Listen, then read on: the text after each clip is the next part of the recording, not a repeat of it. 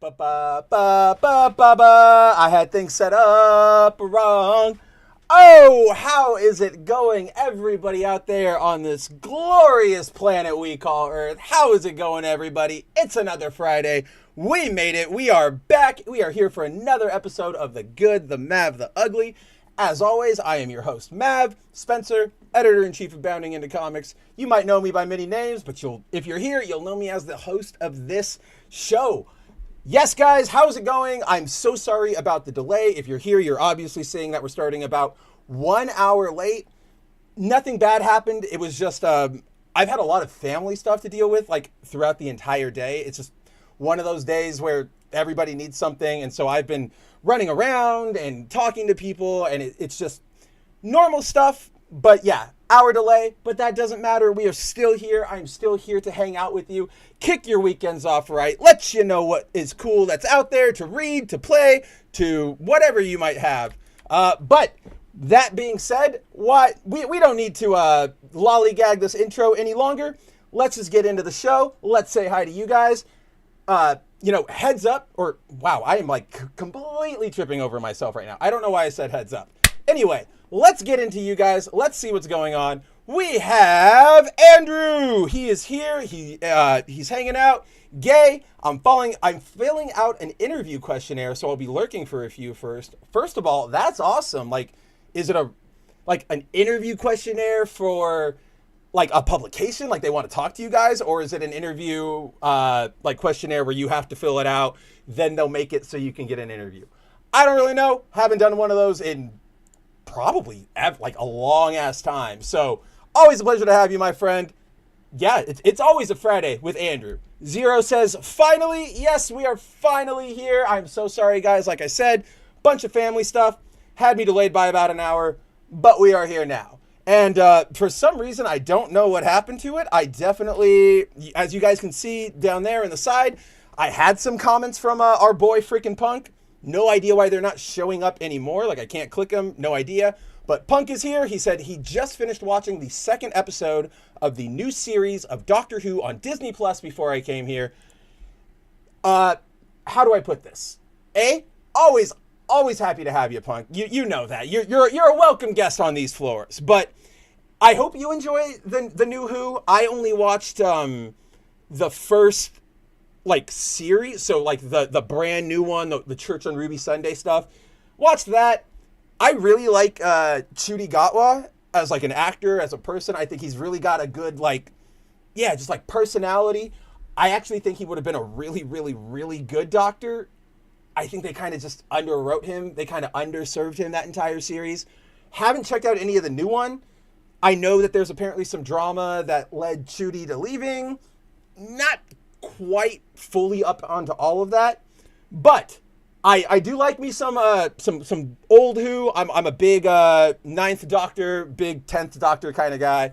So I hope you like it. I've heard nothing about this second half of the season, so let me know how you enjoy it.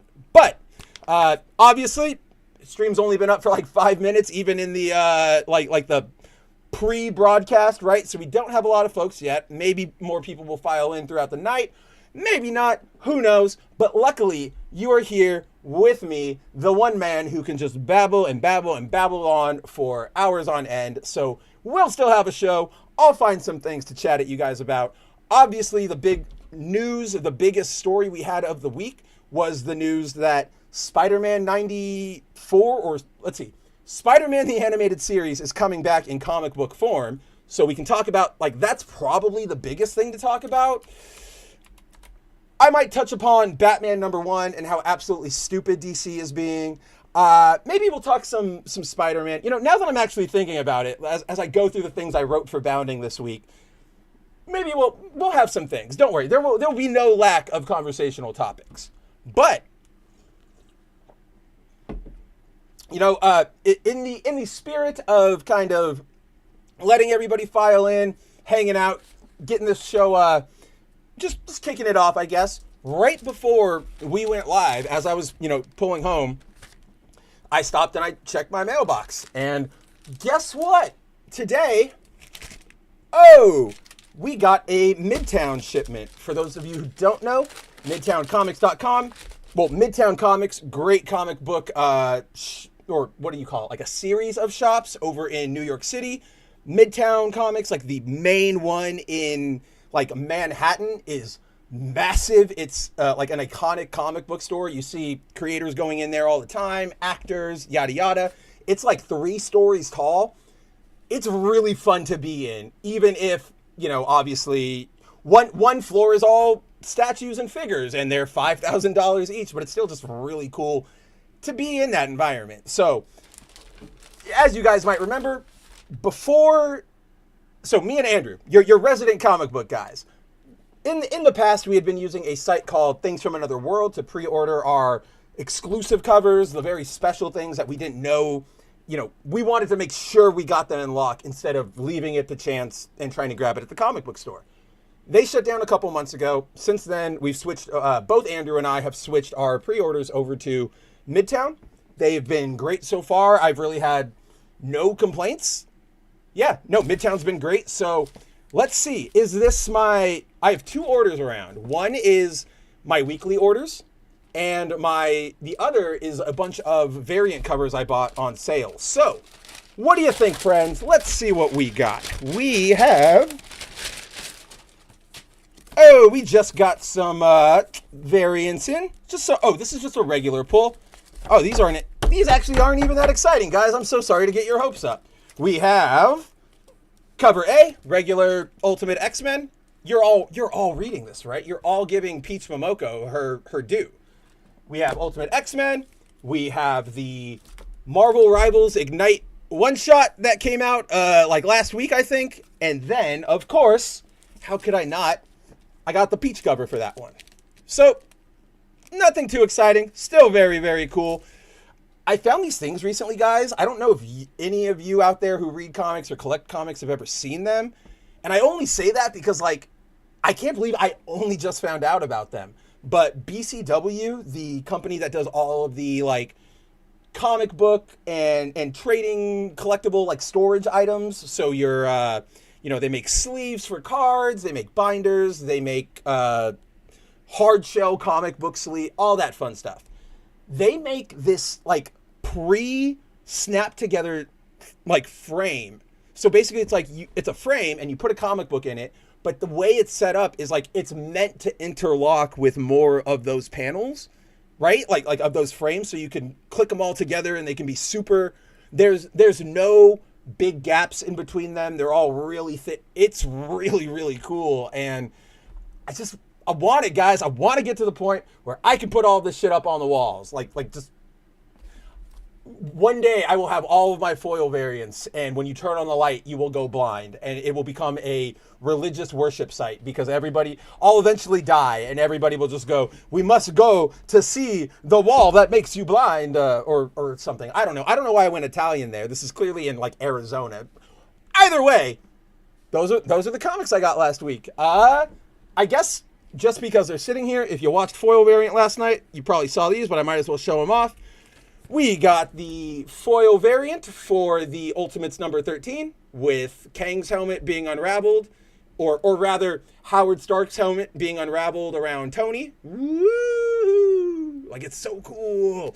But then, obviously, gotta be me.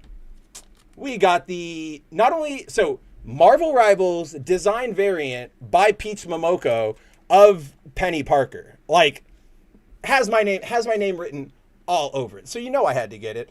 I'm already collecting all the Marvel Rivals variants that they're doing for the comic books because I love that game. And so yeah, they got me. Of course they're going to get me, but like this feels dirty, guys. Like I had to buy an issue of Amazing Spider-Man, which yeah, it's better now. Not really saying, like, go watch foil variant. Andrew and I went over it last night.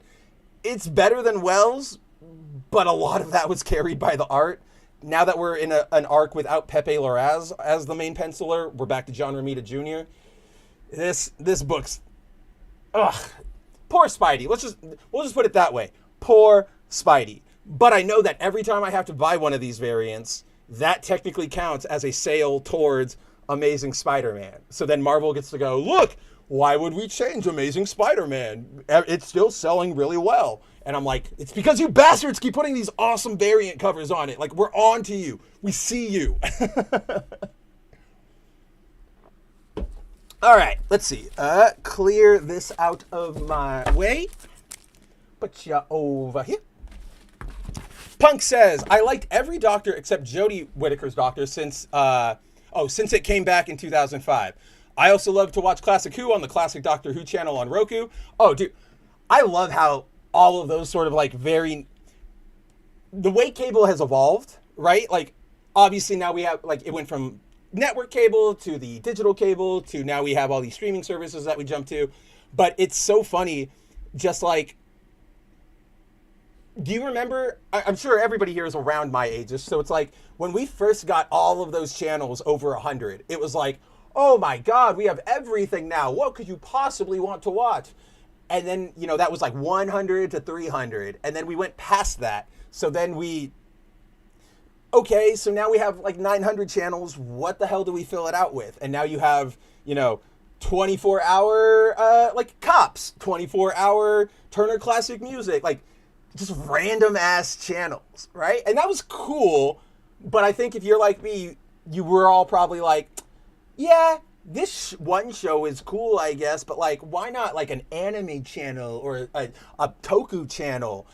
Now we're getting those kind of things, right? You can either go on YouTube and check out Shout Factory. Roku has all, like, you know, they have Who. I know they have some old Power Rangers. They've got some Pokemon. It's fun. I don't really have much more to say on the idea of cable past that because I don't really use cable. I hit the high seas for most of my stuff, so I can pick and choose what I want. But I do just like the shout out, or I just wanted to shout out, highlight the idea of like, yeah, just make these old channels that deliver one type of show on and on and on and on and on and on. People are going to tune in. People are going to watch it. I can't tell you how many times I've just been working and I throw on, you know, if that bastard Andrew isn't streaming, you know, either with the High Council or playing a video game or doing his rightful duty as my dancing monkey, then I often go to Shout Factory's YouTube and I put on their Sentai channel and I'll watch, what were we just watching on that channel? Gao Ranger and Japanese dubbed or English subbed Sentai. And it's great. Yeah, maybe I don't understand everything when I'm looking away, but I can easily just look over and read a couple and go, oh yeah, that's rad. And again, guys, sort of what I was saying, like, about Midtown Comics, I don't really know how to describe this, and it's really weird because you would think somebody who writes for a living and got a degree in writing for a living would at least have the verbiage to describe something so simple, but there's this element, right? Like when you are in a place, the vibe, the energy, the feel of it, it's just, it's cool, it's fun, it's nice to be in, even if you're not necessarily buying anything, right? Go into a comic book convention. Sure, ignore that you had to buy the ticket price, whatever.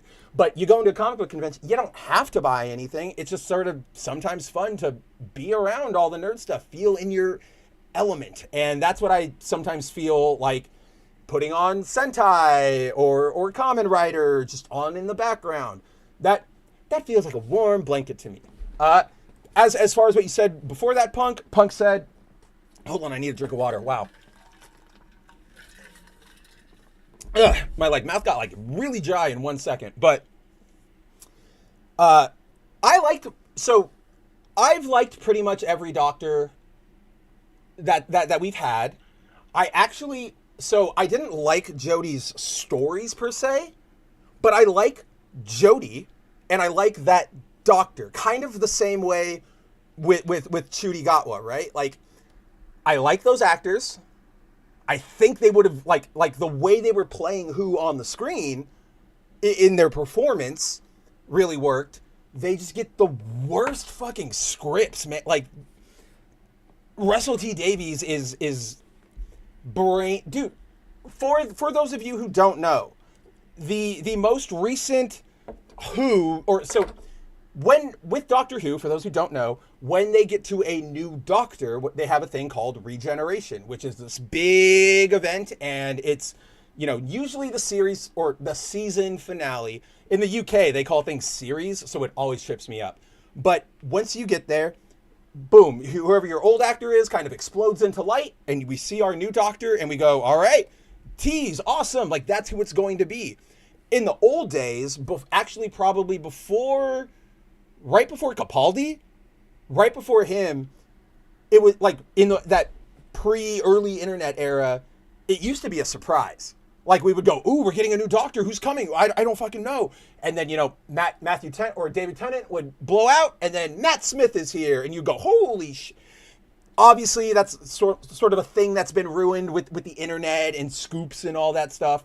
But you know, they did actually. I say that out loud, but they did keep this one under wraps, even though it kind of sucked, right? So the most recent series, Chudy, 15th Doctor, he regenerates into Billy Piper, like Rose, and like it's sort of the equivalent of God, like it's just the most basic. Like I'm trying to think of a good equivalent.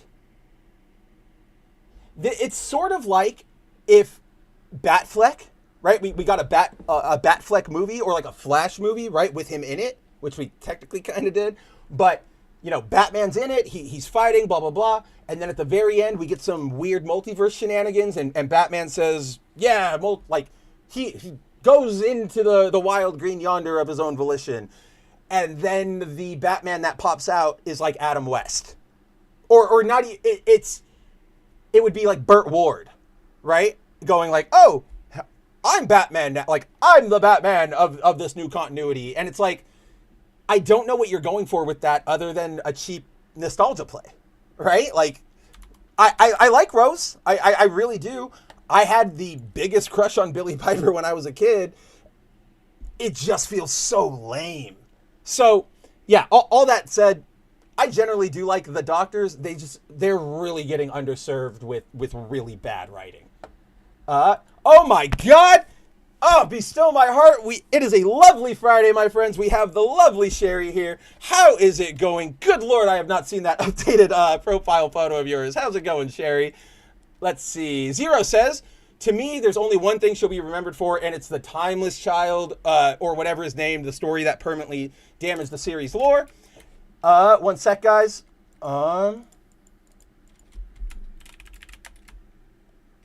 Sorry, work thing.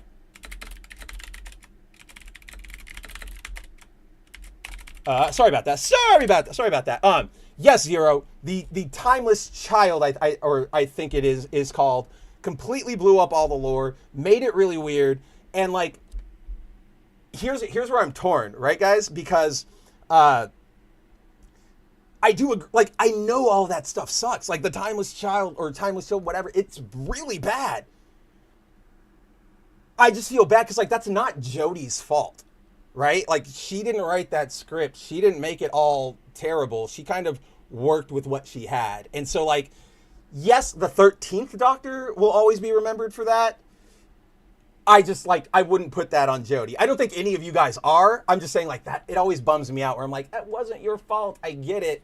But unfortunately, like, that's part of your, like, career history now.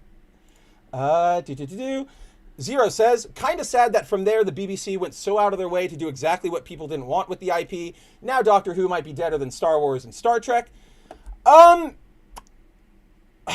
this is interesting. What do I want to say about this one? So, yeah, I obviously there's nothing to say about the IP and its treatment and everything by the BBC. The BBC with Doctor Who fell into the same trap we see with a lot of our media, right? Where it became about banking on names. Like, ooh, Russell T Davies is coming back. Oh shit, Ncuti Gatwa, this really popular actor at the moment, is coming back. Oh, David Tennant's coming back as the Doctor. Holy shit, after all these years, Neil Patrick Harris, he's finally here. And it's like, oh, that's cool. What are you going to do with them? And they don't do anything. They just give us really, really, really bad stuff. So,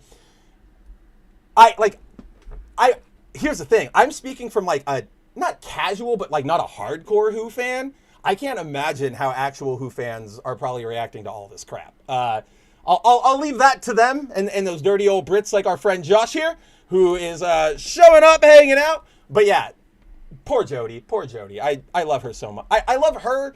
That doctor was so bad. I mean, come on, guys. They introduced one of my favorite scenes in the world because it's so bad is from her introduction where she regenerates into Jodie, into the 13th, and when her like body appears, the energy like splashes out, like, which is normally what it does. It kind of like dissipates. When it does that for Jodie, she's standing in like a glass like auditorium, and when she appears, the energy boosts, like it hits the walls and it like goes out upwards, but it shatters the glass dome that covers it. So she's literally smashing the glass ceiling, and then like Jodie looks at the camera and goes like and it's just like, oh man, like that's so embarrassing, right? Like, oh man, that's so embarrassing. In terms of what you said a second ago about Doctor Who deader than Star Wars and Star Trek, I would never say okay, how do I put this? I think Who is one of the rare things that can survive something like this, right? Because it exists so much on regeneration, on new chapters, on starting over. Yes, is the lore a mess right now? Absolutely. But honest to God, no more so than your current Marvel lore, your current DC lore. The next writer will definitely have their work cut out for them. But I think, yeah, we might put the nail in the coffin right now and say, all right, Davies killed it for now. Bring it back in 5 years with a new cast, a new writer, whatever. Maybe that one takes off. Maybe it does. I think you can get away with it more with Who than you can something like Star Wars or Star Trek, which are very like linear, stuck on these specific characters. Star Wars more than Star Trek. I'd say if we have to rank them, it's like Star Wars is most dead, Star Trek, Doctor Who. Because with like Doctor Who and Trek, you can still say, you can't necessarily, like, if they were to revisit anything from the past again, right? If they were to do another Picard, or if they were to do another 14th Doctor, that's David Tennant, it would, I don't even know where I was going with that, because now I like forgot the yeah, if they do another Picard or another Tennant, it's just going to be like, oh, member berries, lame. But if you were to say, brand new Star Trek, what's in my, Star Trek electric guitar, and completely new ship, completely new crew, don't tie that shit into Picard or Kirk or any of that, baby, I think you got a stew going, right? It's just, we need to be better, as we talk about a lot on this show and in our spheres and everywhere, we all just need to be a lot better about, or not us, but like America, Hollywood needs to be a lot better about understanding that we can like new characters. You guys are just really, really bad at making us care about these new characters. Like, you just don't put any effort into who they are. You just go, this character is cool and badass and a killer. You should like them. And okay, but I want to see that, like, make me like them. You know what I mean? Timon is, whoa, what the fuck was that? Oh my God. Wow, I'm so sorry. I'm clearly hitting puberty on this stream. Timon is here. Hey-o, Spencer-oo. I'm watching the second half of Bayern 1x0 Boca Juniors. Frack Boca. Also updating some drivers, so I may be coming and going. Always a pleasure to have you, man. I know the nightmare of updating drivers. I can only pray that you... I am so... Obviously, I grew up in the world of tech and PC building and hardware and all that stuff, like way back in the day, the Windows 98 days, all of that stuff. So I've seen my fair share of builds, of rigs, of operating systems, all this fun stuff. I fucking hate working with drivers because none of them ever work together. The companies never talk to each other. One might work on your board, but not on that one. And it's such a nightmare. I bring that up because I have had those rare experiences where I plug everything in, hit those drivers, and we fly. It's very rare because that's the world of computers. But I hope you have one of those runs tonight, Timon. And also, frack Boca. I don't even think I like Bayern, but any youths, any teenagers, I'm always against them. Yes, I'm so sorry, Punk. You were completely right. Chris Chibnall was showrunner for Jodie's Doctor Who. That is right. So I completely fucked that one up. Luckily, doesn't really change the material of it because still with Chudy, right? Like that was still, let's bring back Russell. Oh gosh, yay. He didn't say jack. Where are we? Corey! Oh man, first of all, what's up, buddy? Second, I actually was thinking about you because when I was, getting late to the show, I went, shit, I might see Corey, but I also might not because he might go to bed. And like, that's going to suck. I hope I see Corey. So I'm glad I at least caught you before you hit the sack for tomorrow's shift, which I presume you have.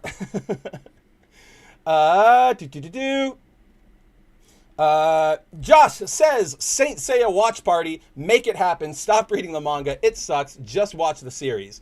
Unironically, let's fucking do that because I've wanted to set up, I want to build more of this community here, the mission here, always guys, the good, mad, ugly mission is, yes, the world sucks, yes, all of our things are being treated like crap, but that doesn't mean we have to, go down that route. We don't have to treat other people like shit. And we can find the things that are still good. And we can still make fun of the things that are bad, but not in a way that's, intellectually dishonest. So I'd love to foster that community here, bring more people in, spread that mindset, just more of that positivity, forgiving each other, get everybody away from each other's throats. And I really do want to watch something. I would totally be up for Saint Seiya. I've got them all. We'll see if we can set something like that up. I definitely have had on my mind like watch parties for a long, long time. And if this is a suggestion, this is where we'll do it. I'm reverse psychologizing him since he won't read the manga nor watch the series. Listen, so that's all I've got. I really should have picked up picked the manga back up, but I've just been so fucking busy this it's really hard. Punk says, I liked Donna's grandfather Wilfred when he was making appearances during the 10th Doctor's run. I do like that. Like, don't get me wrong. I think in things like Star Trek, Star Wars, Marvel, anything that has a big long-running continuity, I am a big fan of seeing like a bit player from another thing come out and be a big thing, or vice versa, right? Like, you would have Picard come and he'll have like a cameo on what was it, like DS9, which that maybe happened. I don't remember. They all run together. But so I'm not against that. And I'm with you. I really liked Wilfred, being sort of brought back in this new capacity. That really worked. What I was more getting with the Jodie era is more just that was what they were banking on everything with, right, Punk? It was, you want to be back because we're bringing back David Tennant and we're bringing back Russell T Davies and we're finally giving you Neil Patrick Harris and you're finally getting Chudy Gatwa. And it was like, okay, cool. These are all great actors. What are you going to do with them? And we just ended up getting like the dumbest plots possible. Josh says, remember when people fought over Pentium versus Celeron? Those were the days. I was an expert back then. I have no idea what's going on now. Dude, Pentium and that just gave me like a really bad nostalgia hit because it's all deep fried in my head. It's all 2000s hacker screen. Damn, I haven't thought about that in a long time. But that's the thing. It's things have simplified now, right? We have mainly two chipsets. We have your AMD, we have your NVIDIAs. Every boards extend from there. It's a little nicer. I am always going to be the dork, even if it's not, what do you call it? Convenient. I am always up for way more, let me be able to customize this thing. I love Linux. I know it's not the best, most easy to use one, and it can make me want to scream when I'm just trying to play a game, but I'll take that over Windows because I have the control. There's nothing's gonna get under my sight. No fucking bonsai buddy is getting in without my permission. You know what I mean? Obviously, as you guys can probably tell, this show, foil bearing, everything, my main work is done here on a Windows computer because that's just easier. It's compatible, and especially in the world of work, you know, I don't need to be sitting here going, Josh, your word processor is not lining up with let's just be easy, right? Like I could be difficult, but there's no reason to be difficult. But yeah, like even all, like it's nicer. It's still basically like plug, play, pray. Shinkai, what is going on, my friend? Happy to talk with you. I know we were chatting a little bit earlier about rigging animation and Mega Man and all that stuff. Always a pleasure to have you, my friend. It is a Friday. Where else do you want to be? I mean, obviously with all the ladies and fellas that I know all of you out there have. I know Sherry's in her harem right now. I know Timon is coating like knee deep in boobs. I get it, guys. But hey, it means the world that you wanted to spend at least a little bit of time with me. Your refractory period with me, if you will.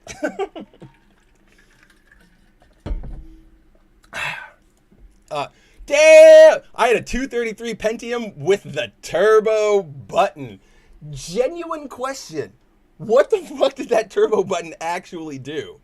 Because I've never looked into it, but and that's my fault. Like, it's been 30 years. I easily could have looked into it. But, like, I've always just sort of presumed, okay, turbo means it has to do something in the computer. Does it open up more of, like, the available RAM? I never knew. If you knew Timon, I would absolutely love to know what's going on there. Let's see. I just saw, oh yeah, Shinkai right here says hard to talk, or, well, no, this is what I wanted to start with. Josh says, whoa, good God. What is wrong with my voice tonight? So I was close.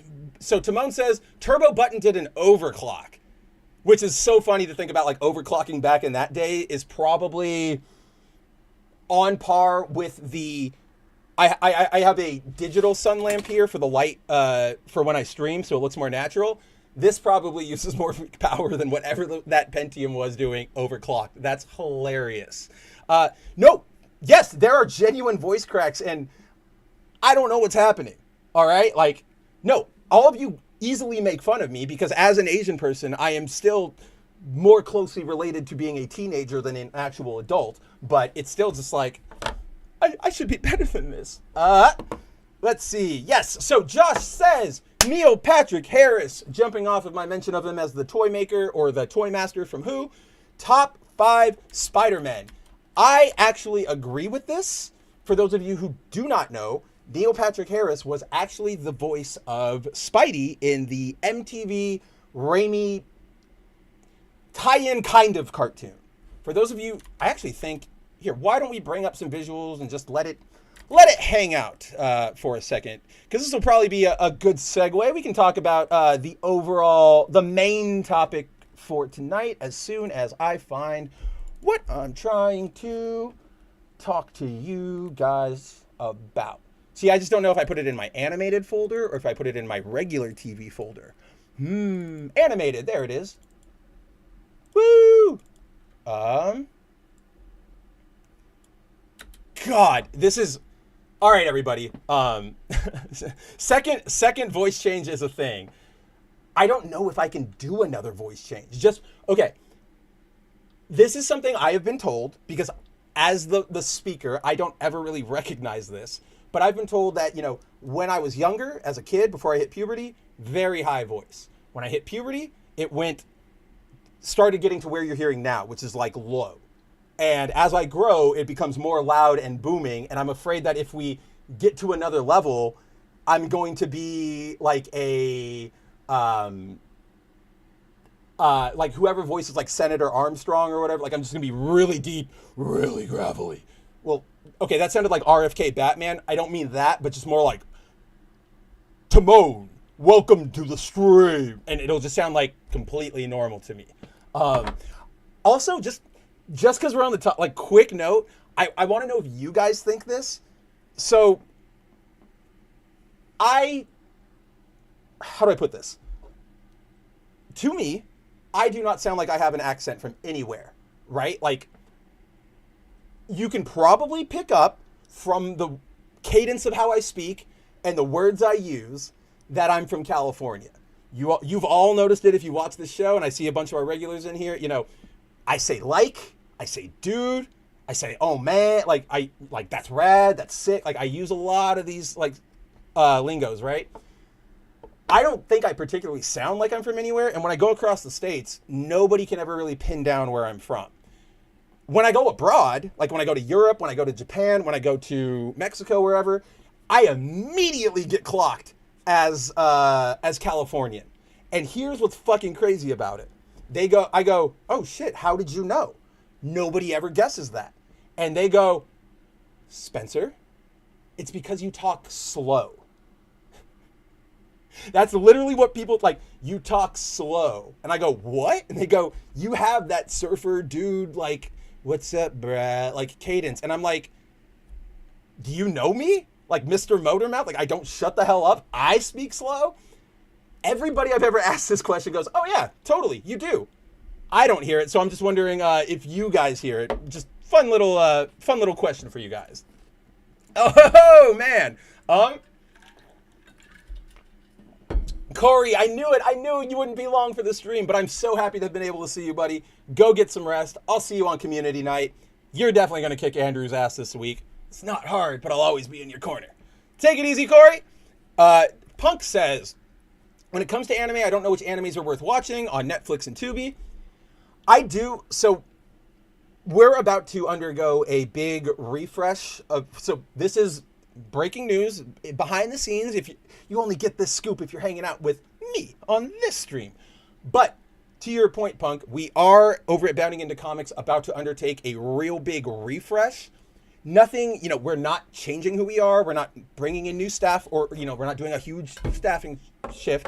I'm still in charge. It's still all the same people, It's Josh, it's Cider, it's Nerdigans, Jacob, Ryan, Billy. All of us are still here. We're all going to be doing the same things. But I do want to, refresh our layout, refresh our visuals, switch up how we do streaming. Just sort of again, it's a refresh. We're still going to be the same old Bounding Into Comics, but we're just going to, offer new things, other things, look a little different. Nothing will change inside. But of course, as part of that, I really do want to get to, I guess let me know what you all think, whether you're watching in the VOD or you're chatting with me right now, or you just want to message me on whatever platform you might have me. I've really wanted to do recommendation articles, right? Like, hey, here are 5 video games to check out coming out this week. Hey, here are 5 comics coming out this week.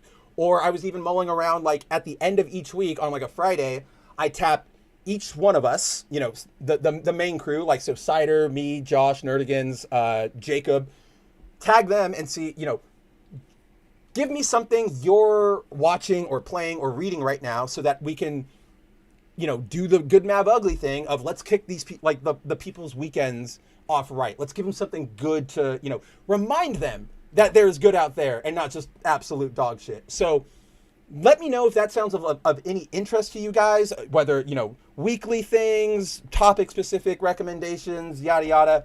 It's something it's on our docket. You'll start seeing some changes in the coming month. Hopefully it'll all be wrapped up by the end of the year. If Josh can get his shit together and be a good employee for once. No, I'm completely kidding.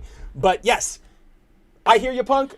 Maybe we'll get to it a little later on, or maybe you and I can chat like in the, in DMs like we normally do. I got anime recs for you. I can help you out. I know everybody wants, recs and what to watch, so it's on my mind.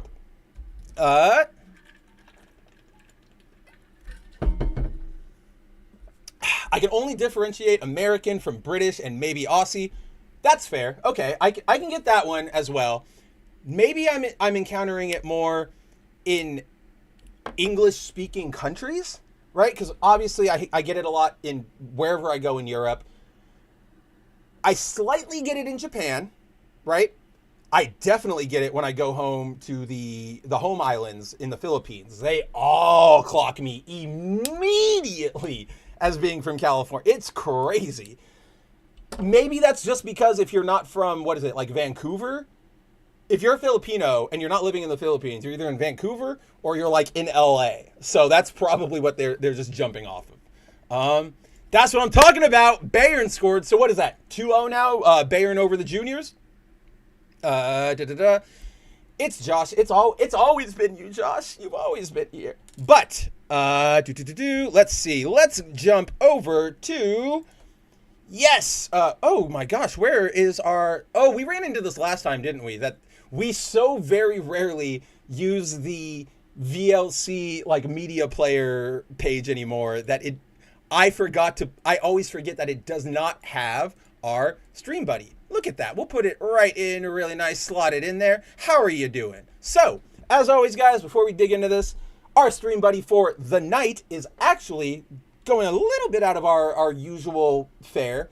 What you're looking at is a stained glass like piece, very, very about a plate-sized stained glass piece of the Deku mask from Majora's Mask.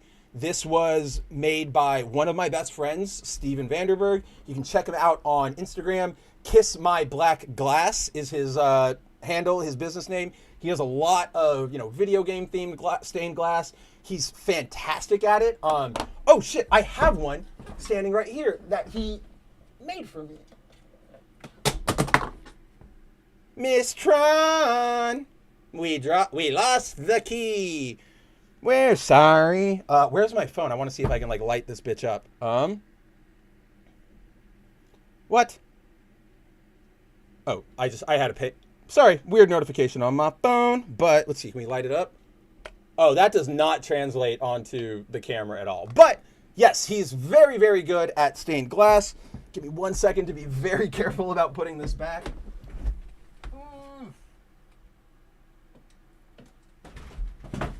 I knew that was going to happen. My big old fat ass just knocks everything over. All right. But yes, so that is Steven, great friend of mine, one of my best friends, oldest friends. He does these. He typically right now only does them for commissions, and like this piece, he also does them for God, what is the Zero? You probably know. It's either like AGDQ, like Awesome Games Done Quick, or the SDGQ. One of the speedrunning big events, whatever is coming next, this is what he made it for. So if you guys don't know, for those speedrunning competition things, people can put up art or whatever, or an item, a 3D printed thing, yada yada. If you donate, you kind of go into a raffle, right? And then you can choose, I want to be in the raffle for the glass, and then so on and so forth. So every year for that event, he makes, there we go, Zero, I knew it. Yes, thank you, man. GDQ, that's the next one. That is what he made it for. So he always makes a nice, cool stained glass thing, puts it up for auction, charity, whatever, for GDQ. This is what he's got this year. It's really, really cool. I don't know if it's coming across super well, just in the small picture I've got, but you might notice that the inside of the Deku's mouth, normally that's black, right? Like in the game. He went clear here, but if you look, he actually used this leaf fauna print glass. I do not know anything about glass working. I'm really just trying to learn from listening to him and watching him stream and listening to him bitch. So yeah, it's a cool piece of stained see-through glass with leaf patterns, tree patterns on it. Looks awesome. You can kind of see a little bit of him, reflecting it through the sun. Just wanted to, show it off, show my friends some love, show you guys some awesome pieces. And again, just encourage you guys to go out there and make your own stuff, show off your own stuff, even if it sucks. Hey, I'm running this show, right? And we're still having a good time. So, so yeah, let's get back into this. Zero saying, man, I love this cartoon. So yeah, what you're looking at, for those who might not know, is in 2003, we got a animated series from Spider-Man. Tripped myself up. This one is called Spider-Man, the New Animated Series. And it stars, Neil Patrick Harris as Spider-Man, a bunch of other people who I'm like blanking right now on, you know, as Harry, as MJ, as any of that stuff. And, well, okay. Now we're just going to jump a little in the episode because I know that if I just let it play, we're going to get yelled at by YouTube. So this is how we'll get around it. What I mentioned a little earlier that this is a Raimi sequel, kind of. And what happened here, guys, is that this show went into development meant as a legitimate tie-in to the Raimi films. This was supposed to be, you know, Peter goes and stops the Green Goblin in 1. Then in 2, he fights Doc Ock. Well, in the meantime, this is everything that's going on. You see, we got Kingpin, Silver Sable, Kraven, Electro. Like, this is where they really wanted to let all the spider mythos stuff out, right? Honestly, not a bad idea. Kind of a fledgling version of the MCU almost, right? Where you had the movies going and then the cartoons that also added to the lore, but you didn't necessarily need them. For some reason, Sony did Sony's thing, and like after like 2 episodes of this aired, they went, it's not technically Raimi. And it's like, oh, so now we're doing the thing that I've been talking about where you're doing an alternate timeline over here, and then this one's going, so what do we do now?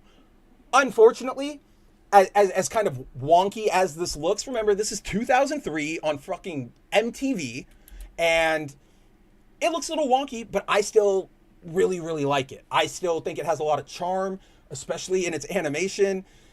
I was talking, so... do I really want to make this jump? Because it will be a slight detour. You know what? Let's do it. Because I was talking to Shinkai about this a little earlier. And now, look at that, Shinkai. It just all comes back around. Let me just pull up my other comparison video. There we go. This is what I wanted. So, get this setup going. Shinkai says it's either, is there any Spider-Man that doesn't end in a cliffhanger? It's either a cliffhanger or something weird like that one animated series that ended with him kissing Medusa from the Eternals. I know Pete has a redhead things, but doing Black Bolt dirty. Isn't that Ultimate, right? Like, I'm pretty sure that's Ultimate Spider-Man, and it's weird. Like, Medusa of all people? Like, that's just not a pairing I've ever thought of. To me, this seems, this is slightly not out of pocket, but slightly related. When obviously right here, boom, Spidey MJ. That is Marvel's Lois and Clark. I have nothing against that. Like, I want them always. I will admit, one particular relationship dynamic I have liked in the post One More Day era was actually when Spidey was dating Captain Marvel, like Carol Danvers. It was a really fun dynamic where you had, Carol Danvers, put together military woman, ready to, I got to go lead the Avengers. And then Pete being Spider-Man, like kind of, I'll get dinner tomorrow. Like, but she still loved him. It was fun for like a little while, or let me rephrase that. It was fun for its entire run. It just unfortunately lasted really, really short because almost immediately they went, we're curving away from that. And it's kind of a bummer because I did have fun with that.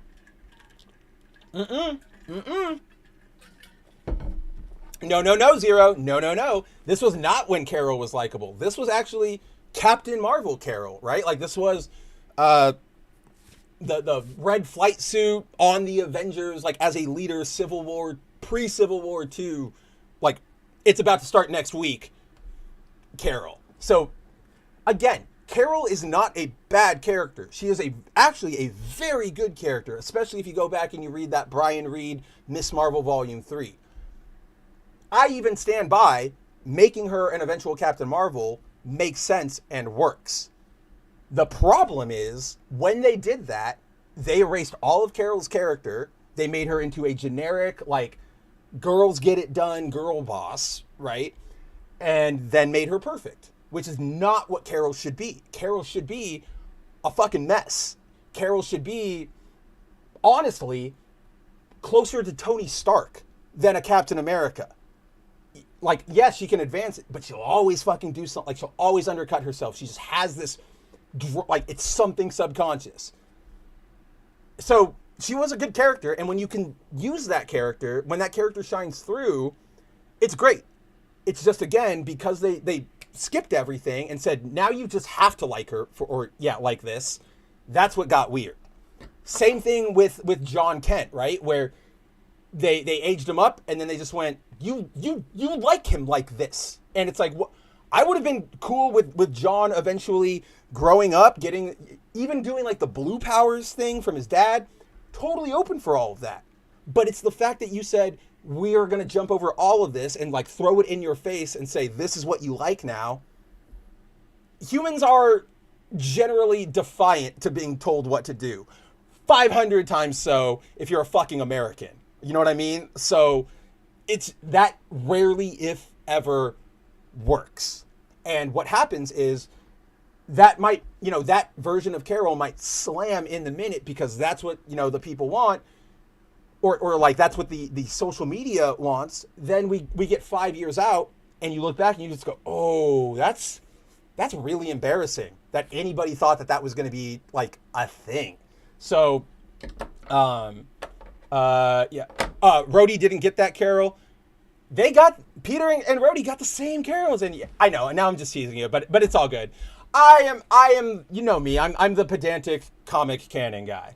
That's what I'm saying, Josh. Alcoholic Carol. Do it again, Marvel. I don't remember if it was foil variant or here, but I recently talked to Andrew. It might have even just been me talking to him. I recently went back and I read the actual Kang Dynasty story. For those of you who don't know, Kang Dynasty was an actual story from the comics. It was like a 10-issue, 12-issue Avenger story that was, in essence, just Kang finally wins. And he how do we stop Kang? Like he's the emperor of the world. What do we do? And that story is actually right up against, okay, so for those who don't know, when Carol was Miss Marvel, when she was Warbird, she eventually got a chance to join the Avengers. And when she did, she started, drinking really, really hard. And it was, she convinced herself that it was, I have pressures of the job and I'm celebrating. But she was, doing it before missions. And in the issue that Kang Dynasty kicks off, that's the one where she gets kicked off the team because they go into battle and she's fucking trashed. And she she's trashed and she's doing the thing of no, I can do it. Fucking get out of my way. And then, hits Cap, hits Iron Man, all of that nonsense. And throughout that arc, she still keeps trying to come back and prove herself and be I'm not, that was you had no right to kick me off. And she keeps fucking up. And I really, really like that idea of just a character in general. One who knows better, convinces themselves that, they're fine, and sort of never really confronts their own demons. I really like that. And then again, guys, if we're doing the linear Marvel thing, we're just taking it from point A to point B, no recons or retcons or anything. I genuinely think you could have done something with Carol, Warbird, Miss Marvel, alcoholic, kicked off the team, pariah of the superhero community. Eventually, she has that moment where she is forced to confront all of her problems. And then from there, she gets her life together. And after some time where she's proven herself, somebody I guess Genus Vell is technically dead now too. But somebody, let's say Nova, let's say Quasar, comes and says you would be worthy of that mantle or something, right? But it's the fact that they just went, here's Carol, she's a mess. Now she's the best person in the world. Accept it. That's where we all go, what are we, hold, slow your fucking roll. What are we doing here? But I really like that era of Carol. My favorite Carol moment, actually, and this is what to me defines her, is Secret Invasion. When the Skrull War is finally popping off and all the heroes are fighting, in her book, in her solo, she talks about, she's fighting a Hulk-sized Super Skrull, and she's, trying to hold her own. She's Warbird. She's got all those powers. She's got the binary powers. It makes sense. But of course, Hulk is always going to be stronger, so he's slowly wearing her down. And Carol, instead of, trying to flee or re-strategize, she just goes, uh-oh, my audio is kind of low. Let's see. Maybe that'll be better. I don't know. Maybe whoa, now it's too loud. Let me know, Timon. Let me know if I fucked that up a little bit. But where was I? Oh yeah. So she's getting beat by this like Hulk scroll, and she just goes, man, fuck you. And she grabs it and she blasts into the into the atmosphere of Earth. And she just like lets him go. And the page that I love, oh, do I have it? I think I have it. I think it's like one of those ones I have saved. Let me look real quick, guys. Let's look in the archives, because that's got it. I can see it in my face. There it is. Yes, I do have it. Firefoxu, so I can show y'all. We will jump. We'll be right back, Mary Jane. Pardon me.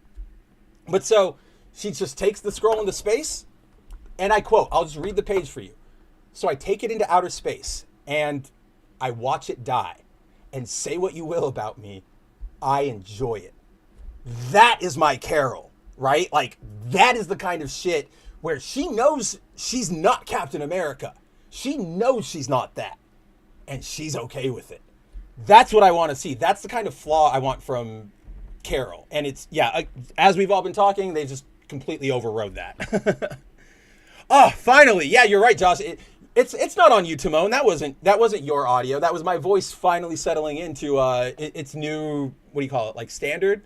Oh yeah, Shinkai, you are right. It wasn't Ultimate. It was that 1980s one. You're totally right. I mix them all together, guys. They all run together. But speaking of things that run together in that splash, is this, yeah, the Raimi Spider-Man cartoon. It is good for what it is, and okay, so that's let me reset.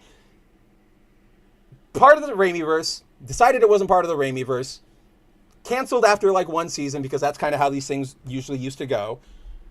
I was saying that even though it's really old and dated, and you can tell, it still has very much a charm to all their animations, to the way the characters are moving, things like that, right? Like, MJ is very clearly moving with a different, grace than Spider-Man is when he's, flipping around and like trying to talk to her on the phone. Harry was a little more glidey in the way his like animations moved when he was grabbing like the martini and stuff. There are unique bits to it, even if it doesn't necessarily look the greatest. Now, this is what I was going in search for a second ago. Let's go. I'm probably gonna have to switch the window real quick. The source window. Now, you've all probably seen this about now. It's been making the rounds for about a week. King of the Hill. It's coming back. I will be completely honest with you guys. I'm a massive King of the Hill fan. From what I've seen from the writing, we're fucking back, baby. Like, it looks like it is going to be that classic King of the Hill. However, as a lot of you have probably seen at this point, it is not the best animated. So you can kind of notice here, right? Like, you guys don't even have to be like animation aficionados or art dorks like me, but we can all notice these are really weird, super stiff animations, right? Like, it kind of almost doesn't feel like the characters are in the same scene. Or if anything, they feel like they're Flash. What this is something, and this is what we were talking about earlier, Shinkai, is this is what we call rigging animation. So in something like Spider-Man, where, everybody is moving on their own, when they made, like, for example, this shot, that Spider-Man model was specifically made as the Spider-Man model. So when they go into animate it, they are taking that sort of, if anybody here has ever played Gary's mod, they're kind of doing that. They'll take, they'll move his arm, and then that model's arm will go up, so on, so forth, take your shots, yada, yada. What we see over here in King of the Hill is what's called rigging animation, which is, it's become more popular in recent years because it's very cost effective. Essentially, it is making a skeleton of like just, adult female, putting, like, making the animations for that as sort of like a generic thing, and then letting your respective user, whoever is using that skeleton, they just sort of paste over a skin. And so you're getting, the skeletons are all moved, like they're all animated the exact same way. So there's no difference, there's no personality, there's no style to it, there's just no human touch to it. And so everything comes off feeling very, very stiff and very, very cheap and just very, very, what am I looking? Again, Flash cartoon is really the best way I can put it. So even though this might not look as incredible as, what are even CG TV shows nowadays? Okay, it's not good, but like, I heard like Secret Level has had some pretty impressive looking episodes. That Amazon video game show. Fucking Sonic Boom, one of my favorite video game cartoons, looks a lot better than this. So we've come a long way, but it's still that human touch will always make something like pop a lot more than throwing it into generic computer animation rigging. Let's see. Timon is saying, never liked 3D Spidey, also never cared about King of the Hill, just didn't care. Timon, we know. It's both of these productions were made after 1985. Of course you're not going to fucking like. No, I'm kidding, buddy. King of the Hill, I know, is a very weird one because that was probably, even more so than The Simpsons, genuinely like an animated sitcom where you weren't having crazy, like, nobody is going to Moe's and rolling bowling balls of beer under it. Nobody's doing that.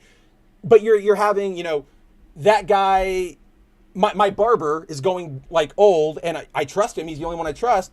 But now he's got dementia and he's going crazy. What do we do there? And, so I definitely understand why a lot of people didn't care for it, especially if you're not an American, because it is very, very like American cultural centric. So I don't ever fault anyone for like not liking King of the Hill. I just got into it because, growing up poor, I had 3 TV channels to watch, and one of them was Fox. And, oh, look, there's a cartoon on at night. Fuck yeah, I'm 8. I can watch something. And, yeah, Simpsons, Family Guy, all that same stuff went in that same vein. Let's see.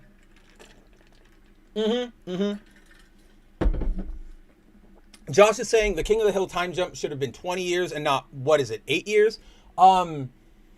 No, it's like 10, I think. 10 or like 10 to 15. It's somewhere up there because Bobby's like an adult now. And in the original show, Bobby was like 13. So I think, and like he owns his own like restaurants now and stuff like that. So he's got to be like 20 something. So maybe 10 or 15. But yeah, I don't know how they're going to play with the time gap. They were never super close, like exact with the time back in the old series. Here's the thing. Normally I would be getting more and more skeptical as I talk to you guys and shot off the top of my head. I genuinely do trust this. Like, I am actually excited. One of those shows I'll probably like put on and not watch, but I'll listen to. So I trust Mike Judge to like deliver whatever he does to explain why, or maybe he doesn't explain it, but I trust him. I'll let him go. Yeah, Timon says, you had 3, me too, but only had 2 shows that I liked. Yeah, we had like 3. One was the CW, the WB, whatever the hell it happened to be called at a given time, Fox, and Telemundo, which is the Mexican national, like, not national, like it's not, what do you call it, like, governmentized? I'm totally blanking. It's not nationalized. It's like CNN, right? Like, it's just their big channel. So those were the 3 I always got. Didn't learn Spanish until I was like 13, so of course I didn't want to watch anything there. Most of the days, Fox and WB have like trashy daytime TV shows. They have, Divorce Court, Joe Brown, which I love. Like, I love Joe Brown and Judge Judy and Cheaters and all that stuff, don't get me wrong. But as an 8-year-old, you don't really care. So those 2 channels had the cartoon blocks, though, Timon, right? Like Fox Kids gave, that's where we had our Spider-Man, our X-Men, our Digimon, and then over on WB, you had your Pokemon, you had your Yu-Gi-Oh, you had Batman Beyond. So those two channels had stuff I'd want to watch, but sort of like to commiserate with you, I still had to wait for like, oh, there's only an hour or two on Saturday that either of these channels are worth anything. Definitely got to lock in for that. And then, yeah, seeing Simpsons and King of the Hill, it's like, oh, cartoons. I'll just watch these. Yes, exactly, Josh. Mike Judge never left. His comedy has always been great. Beavis and Butthead Do the Universe movie was great. That's what I've been hearing. So this is like one of those like weird generational things, because Beavis and Butthead, I was alive for it, but it was like right before my like adolescence. So I just missed Beavis and Butthead. So I don't have the same attachment a lot of our generation does. But that being said, yeah, I've heard that new movie was really, really good and people really, really liked it. So all of that said, why were oh no, yeah. As a proud alcoholic myself, I hate that characters no longer overindulge in binge drinking. Dude, they don't indulge in drinking at all. It's very, like, they don't go get beers. They don't hang out at bars unless they're sad. It's a weird thing, right? Like, there's also this big cultural shift that's happening about, younger people don't want to drink anymore. And there are millions of reasons for it that, none are the one-shot answer. They all probably play a part. But, pardon me, I agree with you, Josh. If I can't be represented as a binge drinker, what the fuck? Like, what are we going to do? Good Lord, Shinkai. Shinkai just said, as a fan of intros openings, this one goes pretty hard, and Max Steel, if anyone remembers that. I do, but where the fuck did that, like, definitely not the reference I would have ever expected anybody to pull out. But, yeah, so, for those, why did we even come to this, topic? Why did I even go and bust out MTV Spider-Man? We're really gonna just talk about animation all night. I mean, we absolutely could, but I think, we have something a little more fruitful to dive into. So, yes, but the reason I brought up, MTV Spider-Man, the Neil Patrick Harris of it all, if you guys don't know, anytime Andrew was out on Foil Variant, I host the stream still. I try to hit, comics that I read that he's not reading so we can hit him when he comes back. But then I spend most of those solo streams playing a comic book related video game. And the one that we just started last solo stream, it's what we're currently on, is Spider-Man Shattered Dimensions, which one of my favorite video games just of all time, especially a good spider video game. It hits everything I want from, like, before it got all tired and worn out. Even still, I kind of like multiverse stuff. If it's done right? Again, we've way oversaturated it, but what was it, Josh? Shattered Dimensions is 2010, 2008, like around there. So multiverses were still pretty relatively fresh, or still pretty relegated to like comic books only. So I was like, oh, we're getting a multiverse story. Oh, I get to see alternate versions of Spider-Man I like, So the plot of that game is Mysterio steals a tablet, and as Spider-Man goes to stop him, he shatters it, and it spreads out across the multiverse. So Madam Web says, okay, since it's in different dimensions, I gotta, get 4 different Spider-Men to come fight alongside me. And who she picks is the Amazing Spider-Man, so from Earth 616, the Ultimate Spider-Man, so Earth 1610, that younger Peter Parker, Spider-Man Noir, the original Spider-Man Noir before the one from the movie kind of overrode it. Because if you guys remember, the Cage Spider-Man Noir is, the detective with the hat sort of style.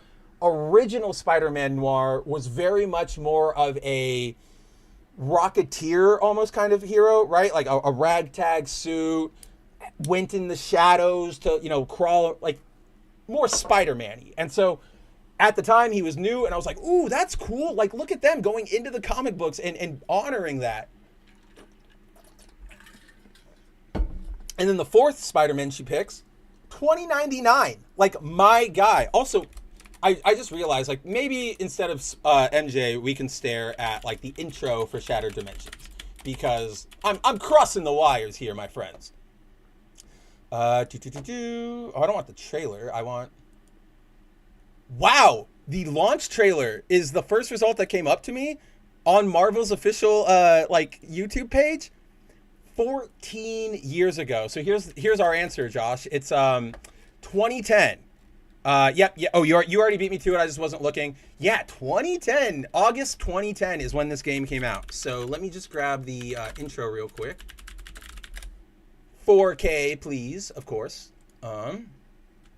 Yes. Yes, here we go. Jump back over to the right windows. Goodbye. I don't know why I said that. We're not leaving. I just thought of Windows. So, okay, cool. I've got it. This is Spider-Man Shattered Dimensions. Here, let me blow that up properly. So, oh my God, are you not going to let me move away from full screen if I'm... There we go. Okay, I got it. So, yeah, fourth Spider-Man she grabs, 2099. At the time, I went, let's fuck, like, this is all I want. And to sweeten the pot, guys, the four Spider-Men are all voiced by old Spider-Man voice actors. So Earth 616 Spidey, Neil Patrick Harris. Ultimate Spider-Man, Josh Keaton, who was spectacular. You have, Noir, Christopher Daniel Barnes, who, if you guys have been chatting with Josh, that's our 90s guy. That's our 90s Spider-Man voice. And then Spider-Man 2099, I forget his name off the top of my head. I always do. But he was the voice actor from the 60s cartoon. And here, we're probably not going to get dinged for this. Let's see if we can hear anything. Like, you'll hear Neil.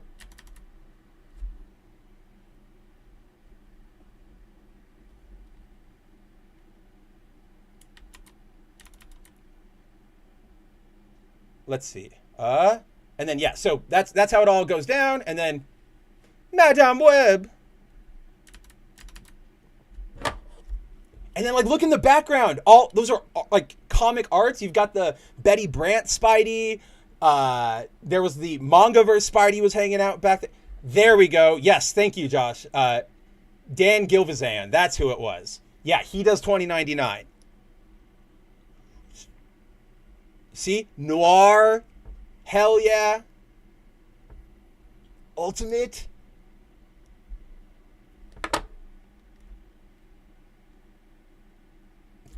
Cartoon Pig? That, there's no way anybody would have known this, but that, Josh and I say that line to each other, like, a lot. Like, is that a cartoon? Yeah, oh shit, you even beat me to it. Hell yes. Is that a Cartoon Pig? And we're specifically referencing this. So Shinkai asks, how did you feel about, he's asking Josh, but I'm just going to weigh in because this is my goddamn show. Shinkai says, how did you feel about Spider-Man Edge of Time or Spider-Man 2001? Edge of Time. So for those of you who don't know, this game did get a sequel. It was called Spider-Man Edge of Time. It unfortunately was sort of a scaling back of this concept where instead of 4 Spider-Men, you were only Amazing and 2099. It's cool. It actually has Anti-Venom in, like, one of his first appearances. Like, he had just shown up in the comics, like, the year before, and he has a leading role in that game. It's fun. It is actually, like, gameplay-wise, it's super great. Presentation is all incredible. It's hard. I will admit, and maybe this is just a me thing, it's hard to play after Edge or Shattered Dimensions just because you're like, I know we can get more. Like, I know we were capable of doing more of this. And then let me look at this. I just want to get this right before I tell you guys, because this is another thing that, like, slightly bothered me, is when they... So, as we ran down those voice actors, Neil Patrick Harris, amazing. Spider-Man 2099, Dan Gilvezan, however you want to say it. Christopher Daniel Barnes, Noir, Josh Keaton. Ultimate. You go into Edge of Time, and it is supposed to be a direct sequel. Like Miguel straight up says, like, oh shit, like it's been a while since the tablet thing. Like it's directly linked, and they switch up the voice actors, but they don't just like get new ones. They still do that thing where they're getting old Spidey voice actors. But okay, so in Edge of Time, Spider-Man, Josh Keaton, 2099, Christopher Daniel Barnes. Which is only weird because it's like, oh, Josh Keaton played Ultimate Spider-Man in that last one. And Barnes was 2099. Like, what are we jumping around and sort of like, it just feels weird. If you can get past that, if you're if you're better about compartmentalizing things than more power to you. I still think it's a great game. But if you're like me, you'll definitely be like, this feels slightly off. Just slightly. Not enough to make me go, I hate it, but just like we're missing that cherry on top, that last piece. Oh God, Windows restart too. No, Timon is trapped in the driver cycle. No, that's the one thing we prayed for at the beginning of this. Yes. Oh, Josh, that's perfect. OG Spider-Man Noir was Rocketeer meets Batman meets Spider-Man. Yes, and it was perfect like that. And I still like the hard-boiled take Nick Cage gave. I just don't like that now that is Spider-Man Noir. We don't have that old one anymore, right? Like that Goggles one, he doesn't exist, and it kind of just bums me out. Back to Shinkai real quick. Spider-Man 2001, I'm presuming you're talking about the PlayStation game and not the movie tie-in game, because I feel like you would have just said like Spider-Man, the movie, the game, if that's what you meant. Either way, I guess I'll just cover my bases because I have opinions on both of them. Spider-Man 1, the game, not particularly the greatest video game, but fun for what it is. You can probably beat it in like an hour or two. And I have a personal affinity for it because as a kid, you've all heard the story. I don't need to go back into it. Poor growing up, one of the few games, like I used to rent that game a lot. And I would just play it over and over and over and over and over again because I'm like, it's Spidey. And it did have alternate costumes. So then, I just started like making scenarios in my head. Like, yeah, Norman, I have the black suit. Like, let's go. So that one, it's fun for what it is. Spider-Man 2, obviously way better. Probably the most notable thing about those movies about that game is that Peter is supposed to be voiced by Toby in 1, because he voices him in 2. He's supposed to be voicing him in 1. At the like last second, something happened and they had to replace him with Josh Keaton, which is like weird. I wonder what happened there. But Spider-Man 2001, I fucking love that game. Like the PlayStation video game, the one with like actual levels. Absolutely love that game. It's one of my favorites. That was the game that like popped my alternate costume cherry because I picked that game up. Again, I'm 10, 11 at this time, still pretty young. Just kind of buying whatever comics I see, not really caring about continuity or whatever. And I open up this game and I load it up and I'm like, whoa, what are all these different Spider-Men? And it was awesome. And that led me to where we are nowadays. Movie tie-in didn't release until 2002. I wonder if that's a Twin Towers related thing. Because if you guys don't know, the original Spider-Man cut played really heavily into the Twin Towers, or didn't play heavily into it. They were there and he swung off of them and it's really obvious. And so the attacks happened and they went, fuck. And they went, we got to like edit this shit out. We got to like change. Yeah, that's right. Yeah. Cause the movie released in 2002 as well. It was aiming for 01. That all happened. They pushed it back. So I wonder, maybe it's all related. Maybe Josh just answered my question. But more overall to the point, why are we talking about different Spider-Men? Why are we talking about Spider-Man voice actors? Why did I get on Neil Patrick Harris specifically? Well, that last one doesn't really have a part to play in this, but if you checked out the title of our stream, if you checked out our thumbnail, you will have seen the news that, oh man, I thought that was going to be so slick. I had it all set up and everything. But this is the way this stupid setup works. There we go. Grab that for me, please. Oh my god, I just look a fool. I look a fool in front of all of y'all. Yes. Oh, let me zoom in here a little bit. So, in case you guys haven't seen the news, we are actually getting a sequel to the Spider-Man the Animated Series. Now, if you guys don't remember, Shinkai was, referencing that a little bit earlier.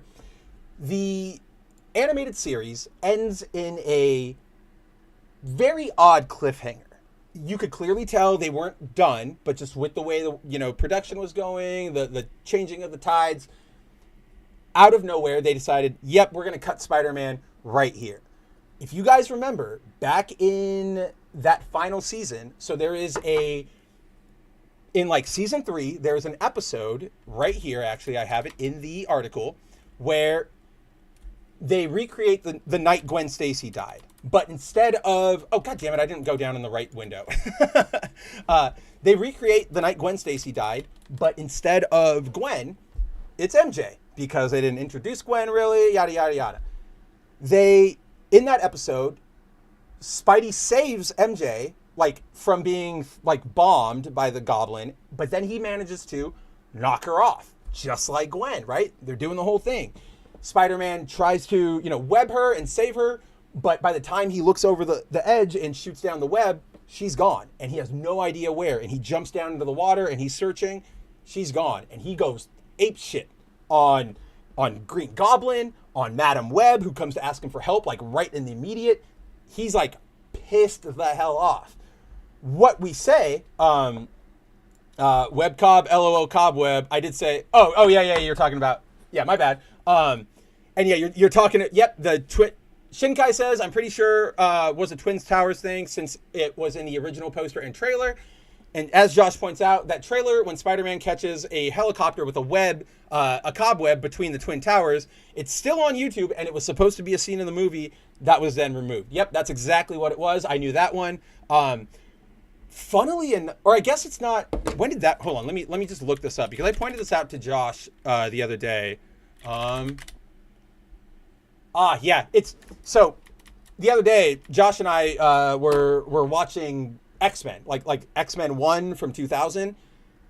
In that movie, there's a giant like cityscape shot, and the Twin Towers are in there because it's New York. And yeah, it's 2000, the attacks hadn't happened yet, but just us living in the future, it's like, damn, like that's Magneto, do something. This is the first time that I heard of it, Spencer. Really, Punk? Yeah. Original cut of the Spider-Man movie, the 2002 Raimi one, meant for release in 2001. One of its main marketing bits was a scene that was taken from the movie where there are bank robbers trying to fly a helicopter. They rob, they take off, they're trying to go. They get caught and they go, what the fuck? And they look and there's a giant, like Josh said, cobweb, strong, spun between the Twin Towers. And it was a big visual thing, but then obviously, boom! So they had to make some changes. A lot of media like that got affected. I know the one that you guys probably, if you're going, Spencer's going to reference a 9/11 change. Metal Gear Solid 2, where the original ending to that game had Raiden crashing the tanker, or the Metal Gear rather, into, right now, it crashes like right into the middle of Wall Street, and it like lands right before the exchange. In the original version of Metal Gear Solid 2, it like went right up to the Twin Towers. Like it lands like right there, and that's where Raiden and Solidus have their fight, and then Solid Snake comes and gives a speech and everything. So, yeah, 9/11 had, I don't know if you've heard about this thing called 9/11. It had some consequences, I'm learning, like just a few effects here and there. Very odd time. But, yes, Trauma's so nice, they did it twice. If you don't know what he's talking about, Spider-Man calls out for, we'll get to it, but essentially, they show a scene of Peter like calling out for MJ, and then instead of reusing that scene when they flash back to it, they do it again. And it's like, all right, man, Didn't have to, but Chris, you went hard. So in that episode, night Gwen Stacy dies. MJ is pushed off the bridge. Instead of going splat, this is still a kid's cartoon, she falls into the, oh, really, Punk? You've never heard about the, are you talking about this one, Spider-Man 94, or the new animated series that we were talking about? If it's this one, don't worry, you aren't off base. What we're looking at is not a animated sequel situation. It's going to be a comic situation. I'll get into it. I'll explain what we're looking at. Don't worry. But I'll just finish the recap real quick. Don't worry. Thank you, Punk. So yeah, when MJ falls, instead of cracking her head and dying, she falls into a portal because that's what the Green Goblin had been using to like terrorize them, just like a portal generator. She falls in, and it's limbo, right? Like Magic's domain from the X-Men, where Kurt, goes through when he teleports.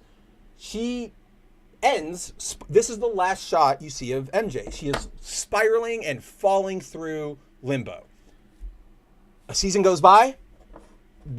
Pete wants to find her, but he gets distracted. Then all of a sudden, she's back. Oh my God, MJ, you're here. And we start, season 4. It's all the arc of them getting married, of them having their honeymoon, of them, finally being together. Then you get to the end of that season, and it turns out that Miles Warren, the Jackal, MJ's a clone made from like Hydro Man DNA. So she immediately like dissipates, and to what Shinkai was saying, he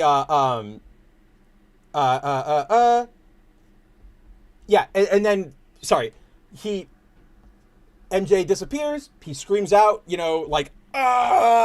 and from there, instead of being able to immediately go look for MJ, Peter gets caught up in the Secret Wars, right? Like the original one where he gets the black suit, except in this version, obviously doesn't happen, but, teams up with Cap and Iron Man and the Fantastic Four, and they do all that. And then right when he gets back to Earth, Madam Web says, hey, I kind of need your help right now.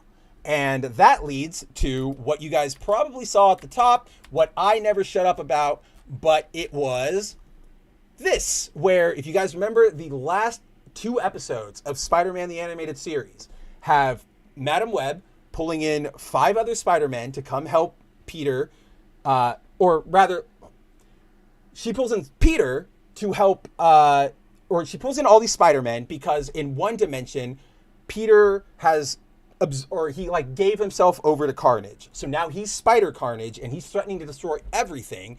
And Madam Web's like, I need your help. So all these 5 Spider-Men all team up. You have from left to right an actor so obviously our Pete is the one with his back turned to us on the left.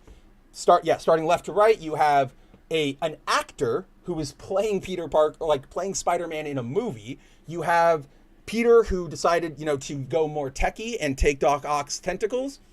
You have my boy Ben. You have the armored spider. Then you have the 6-armed Spider-Man. And as soon as they finish that up, Madam Web goes, like literally the last shot of the series, Spider-Man, she returns everybody home. Spider-Man drops off the actor guy, and the actor guy goes, there's actually somebody you should meet. And he hangs out with Stan Lee, takes some swinging. Right when he's done, Madam Web goes, all right, I think you deserve some happiness. Why don't we go find her? And, go find MJ. And then, boom, series over. They did technically make Spider-Man Unlimited as like a semi-follow-up, but it didn't really go completely like down that path. So for the last, almost 30, 40 years since that show aired, what are we at, 2025? 30 years since that show was on the air. We've never gotten a resolution to the MJ bit. It's just sort of always been out there. And as Shinkai highlighted, like it's been one of those things that's like, woof, like when are we ever going to get to it? So earlier this week, we got the announcement that like X-Men 97 before it, or rather X-Men 92 before it, Spider-Man the Animated Series is coming back. They are doing this sequel comic, as we're seeing the cover for right here, Spider-Man 94, named after the year the show premiered. it is promising to not only resolve the MJ plot, like close all those plot holes out, but also introduce, like, we're going to go on new adventures with the Spidey 90 crew. And as you can see on the cover, I mean, it's very obvious. So you've got all of our classic villains. You've got your Morbius, your Gabi, your Kingpin, your Kraven, your Venoms, your Black Cats, your Doc Ock. But then who's that? Who's that guy?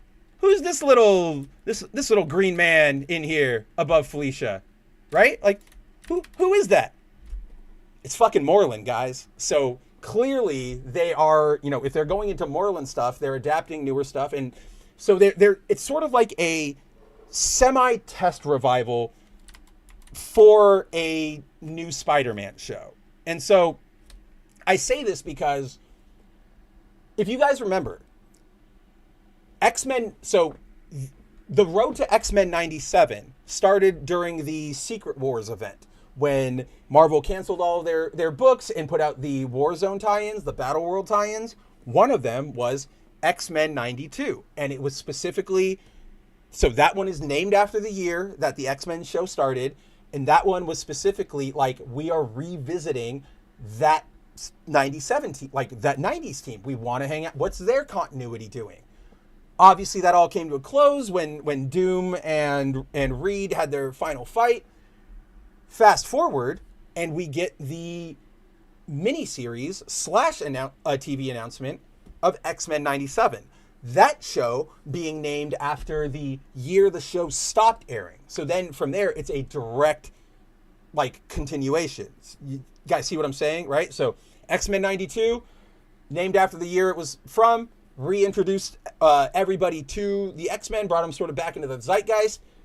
X-Men 97, full-on revival, named after the year that the show stopped. So what we're getting, 4-issue miniseries from J.M. DeMatteis, who is a great Spider writer. Like, do not get him wrong. I love him a lot. Kraven's Last Hunt, he started the Clone Saga and set that all up before Marvel Editorial, like, ran wild with it. The man has, like, he's proven himself. He's a good writer. And he also was a writer on the actual animated series. I think he helped, like, write 1 or 2 episodes, like, in his very, very early career. I'm pretty sure this is just another soft test for the Spider-Man relaunch. Because if you guys, for my Marvel fans, for anybody out there who is still barely paying attention, so definitely not our Timones, but when X-Men 97 was making all the rounds and coming out, one of the big questions that kept being asked was, what about Spider-Man? And Brad Winderbaum, the head of Disney Marvel TV, he kept hitting him with the same answer. Like, maybe it's something we've had discussions about, nothing currently actively in development.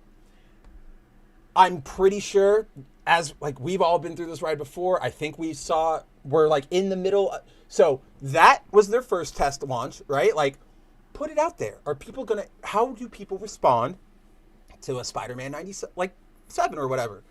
They saw it was positive. They saw people wanted it.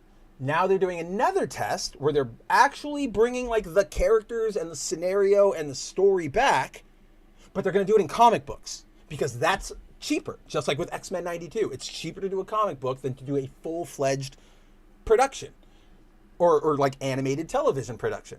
So that is the core of what we're getting. Again, 4-issue limited series, set to wrap that up. There are no let me make that clear for everybody out there. No confirmed plans right now to actually do a Spider-Man 97. I am speculating that I'm pretty sure this is like the last check-in gate before they finally do announce it. So let's see. Where do we start with this, guys? Where should we start? So on its face, I am not against a Spider-Man revival, a Spider-Man.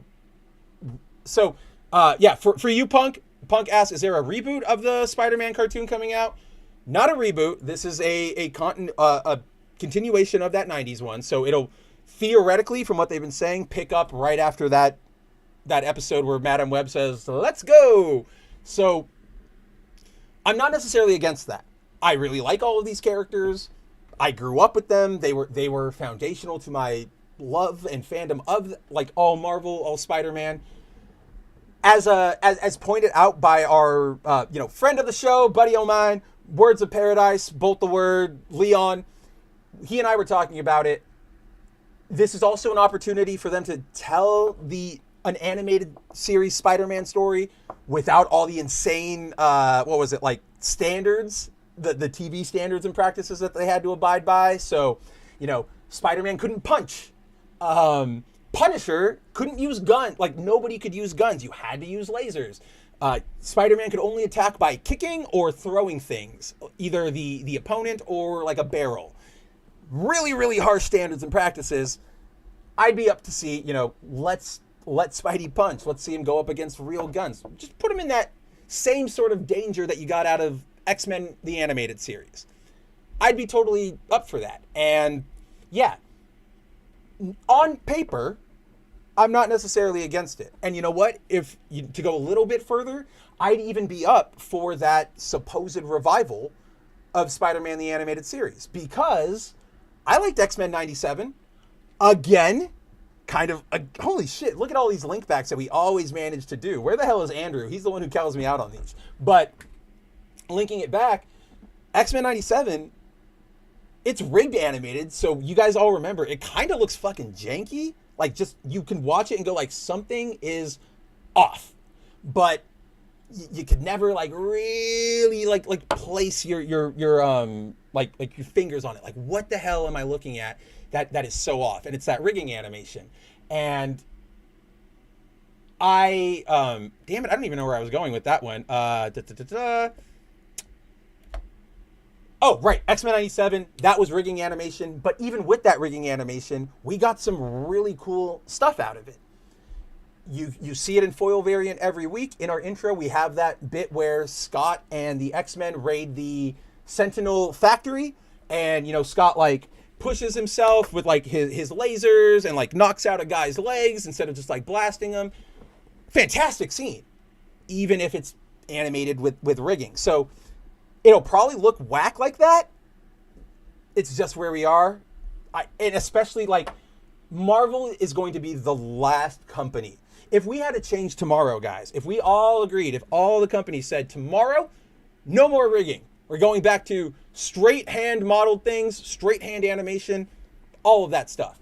Disney would be the last fucking person to jump on that train. Like, we all know it. They're always like that. That's why, pardon me, that's why What If looks like such shit. They go, oh, it's an animated series, but all they do is rigging animation. And they go, that's good enough, right? So, yeah, Marvel's a lost cause. I still would be excited to see what they could give us because, again, X-Men 97, still, yeah, see, right, Punk? Yeah, I liked X-Men 97. It did have its flaws, but not enough for me to go, like, don't ever do that again. Hell, I'm genuinely kind of excited to see what they do with Season 2. Like, genuinely. But, oh yeah, Josh points out,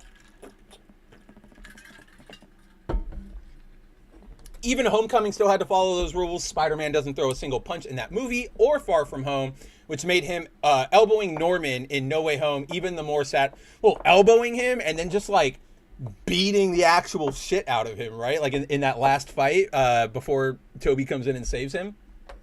Oh man, Josh says, dude, the saddest episode when he tells the story of the girl, he even unmasked himself because he connected with her. And in the very last scene, you find out that the girl was a terminal patient. They do that kind of story a lot in various Spider media, and it always fucking gets me, man. One of the ones that gets me is so it opens and it opens on this, like this young African-American woman, right? Like, she sees Spidey swinging, and he goes into action, and she ends up like helping him, and she kind of becomes like his Jimmy Olsen, like Spider-Man's best friend, and he takes her like web slinging, takes her to various Avengers functions, and then on the second to last, or like, so one more page turn and then the story's over, right? So you go on that right page, and in the last panel, she's like going into bed and she's smiling, and then you turn over, and the first panel you see on that page, on that left page, is same pose, like same smiling in her sleep, but she's hooked up to a bunch of like hospital things. And as it zooms out, we find out she's dead. Like that woman had just died. And so where we get into the spider of it is she has that, what we were looking at was like a dream. It was a fantasy. So when we come back to real life, she's in that, like she's dead in that bed, and the doctor's like, how did you come about her? Like, do you know anything about her? And you see it's Spider-Man standing over the bed, and he flashes back to, dude, it sucks so hard. She was homeless. So she was living in a box, and he saw her like fallen right outside of her hovel. So he jumped down, grabbed her to take her to the hospital. But when he picks her, can you guys hear like the tears that are like welling behind me? Because this one hurts. So he goes down, picks her up to like go get her help. And then he like looks, just as he's looking up, inside of her box is like just cutouts and newspapers of him. Like he was her hero.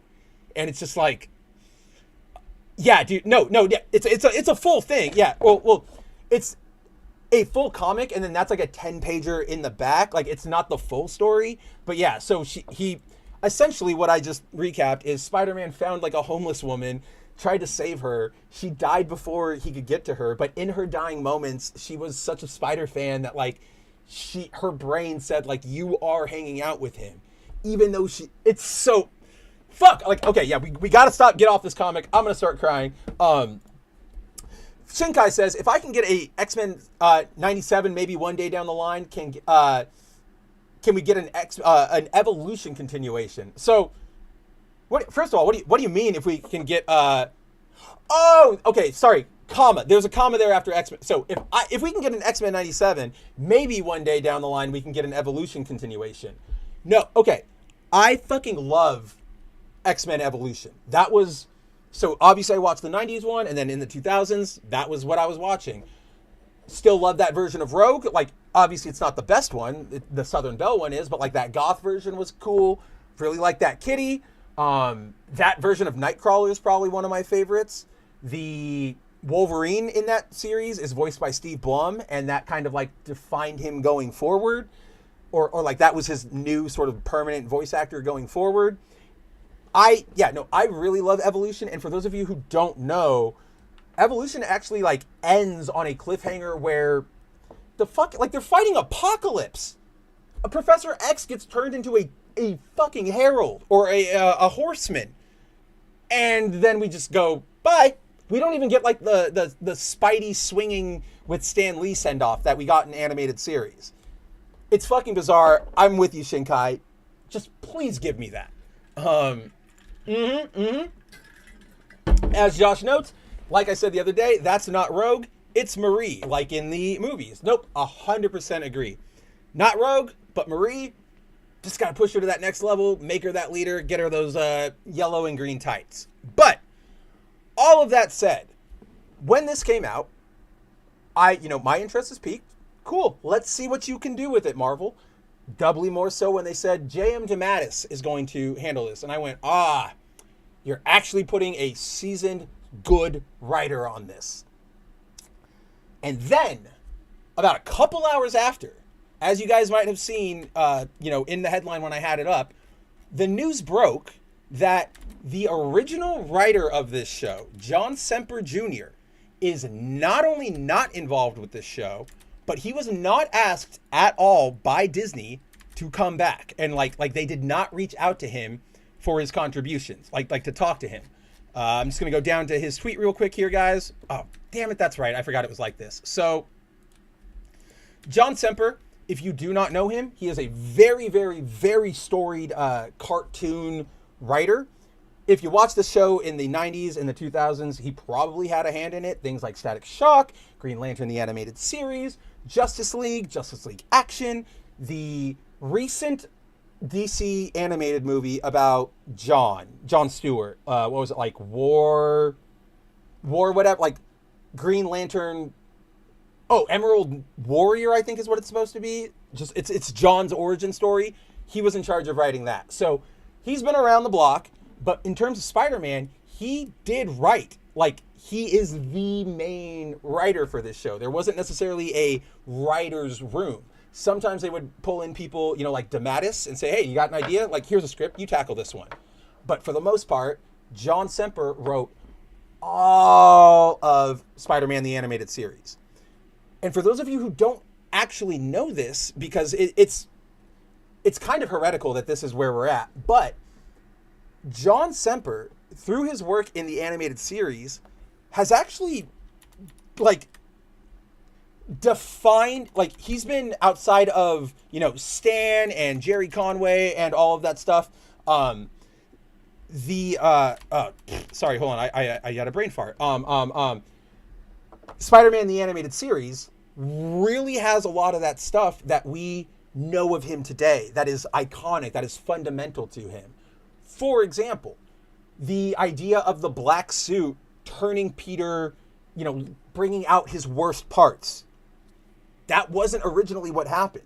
In the comics, the whole reason Peter freaks out and tries to get the symbiote off of him is because he realizes that it's controlling him, right? Like, it's taking his body out to go crime fighting when he's not around. And that, like, terrifies him, especially as the symbiote doesn't necessarily know Spidey's strength. So it's sort of just operating on instinct.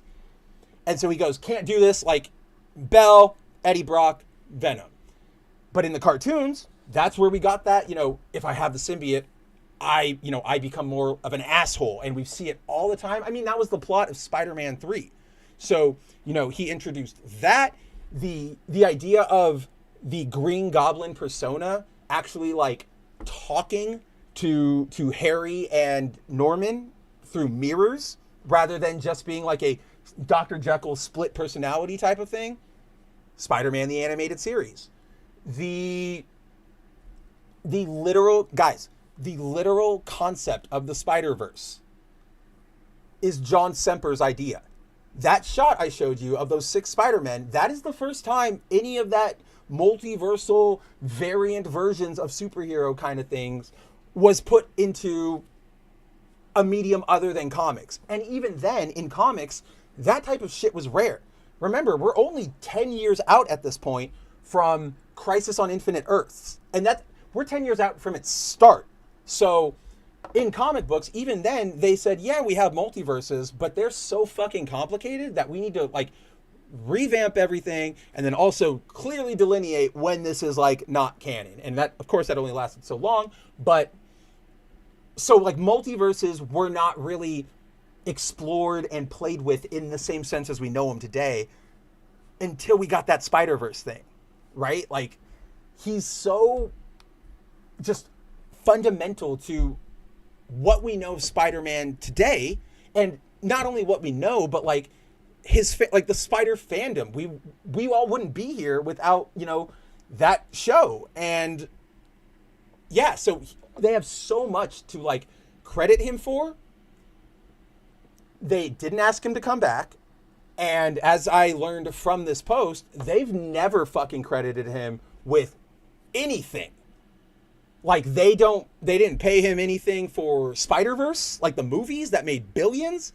They've never, Spider-Man 1, 2, or not 2, I guess, but like Spider-Man 1 and Spider-Man 3. All the, Goblin talking to Norman, like, no, you don't control me. That's on him. Like, the man is so insanely iconic to everything that it's just sort of like, it's bizarre. Okay, it's not. How do I put this, guys? So let me think. Yes, this is par for the course of what we see from Disney. Disney Marvel has a notorious reputation for fucking over or sort of not taking care of their creators. Now, legally, I understand how everything plays out. In the olden days, these writers would, they're contracted for their work. Once you make that work, it now belongs to Marvel. It's very rare that you get those really hard specific credits for somebody. What is it? It's probably only like Joe Shuster and Jerry Siegel, and then Bob Finger and fucking Bill Kane. Or did I get that? No, I think I got that. I always forget which one I'm supposed to hate, but I think I got it the right way around there. Those, like, they get very special, like, this is our credit, but then they also made something, like, way before they updated this, way before comic books were, like, an industry. So a lot of creators in the 60s, 70s, 80s, whatever, unfortunately, they signed those contracts. Legally, sure, Disney is in the right. Legally, they do not have to pay, John Semper for the Spider-Verse concept. Legally, they do not have to pay the late Peter David for creating Spider-Man 2099 and, using him in Beyond the Spider-Verse. They didn't have to legally pay him for the fact that, that scene from No Way Home where Norman is like, the mask is talking to him and he's like, no, and he's like super scared. That meme, you don't have to pay John Semper for that. Okay, fine. Legally, okay. But morally, ethically, it's just like, what the, fuck you got. Here are the two that always stick out for me with Marvel, which is, one, Bill Mantlo. He was a creator back in the 60s. He was actually responsible for creating Rocket Raccoon back in the day and working on a lot of Cosmic Marvel stuff. In the early 2000s? Yeah, I think like early 2000s or late 90s, early 2000s, sometime around there, Mantlo was unfortunately in a very, very bad car accident. And while he survived, he's very, mentally diminished. He needs a lot of physical help, going to the bathroom, all of this stuff. And when Marvel, they made Guardians 2, they made Infinity War. And it wasn't until, so Mantlo's brother reached out to Disney and said, do you think, can we get any help here, please? My brother's fucking, he made you Rocket. You made $700 million. Can we have $500,000 to make sure he's comfortable? And Disney went, that led to an uproar, obviously, on social media. And Disney eventually capitulated. They not only, so they hosted a personal screening of all the, they promised, if you want to see a Marvel thing, you can have a personal one, we'll host it for you. And they entered into an agreement where they will pay for his treatment and his care for the rest of his life. That's good. Shouldn't have had to do that. The fact that you only did that after we all got on your ass is very, very telling, right? And then I've been sort of, touching up, I've been mentioning him, the late Peter David, one of my favorite comic book writers, Young Justice, Supergirl, Spider-Man 2099, right? He created Spider-Man 2099. He was left in his last years. So if you don't know, Peter David just passed away a couple months ago. By the way, saddest fucking, we're all used to celebrity deaths, right? We all get it. And we all know that even though we might be removed, they have a family. They're still people. They still have people who are going to care and cry or whatever. David's hurt so fucking much, guys, because his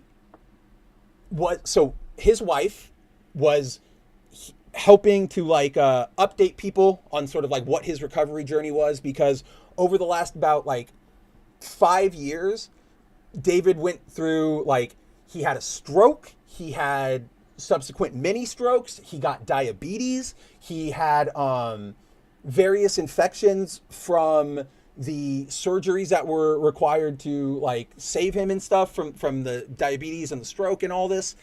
He was a fucking he was in pain and he was always struggling, and his wife would keep us updated and just, yep, Peter's around today. He's actually watching, Spider-Man 2. It's getting him back in the saddle. He wants to go. In 2023, he started recovering. So all of that goes down in 2020. 2023, he's back on the upswing, at least enough to return to writing comics. And he does. And we get some various books out of Peter David, most notably. So he came back for all the Spider-Man 2099 stuff that they recently did. Symbiote Spider-Man 2099. There's another, like, it's Spider-Man 2099 with another subtitle on it. But he came back and he kind of did a run back on Miguel. He also came back and he did Ben Reilly, the Scarlet Spider, which was just sort of a 5-issue miniseries that took place in the past and focused on Ben. How could I not love that? Of course I'm going to read that.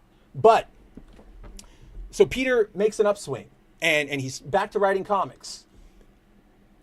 2024, he's still fine, or going into this year, he is good, but then around January, his health issues flare up again.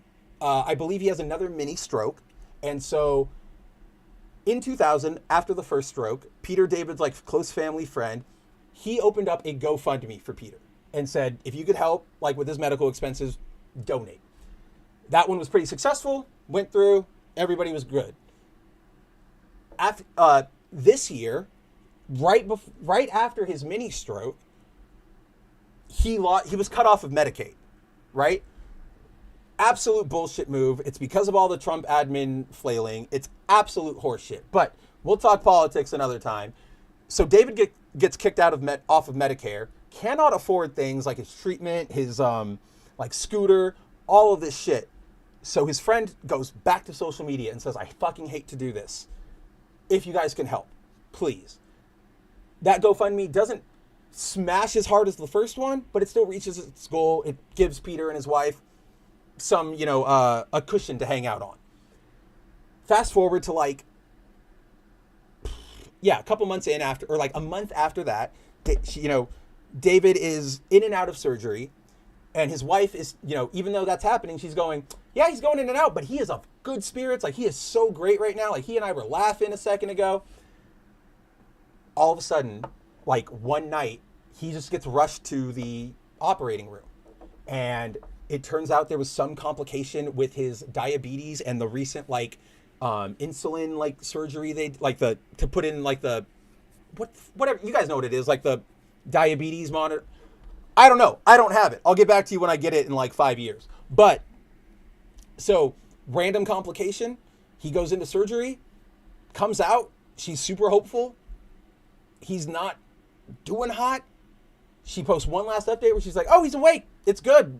We can get back to, hopefully this will be us back on our saddle to, getting out of here.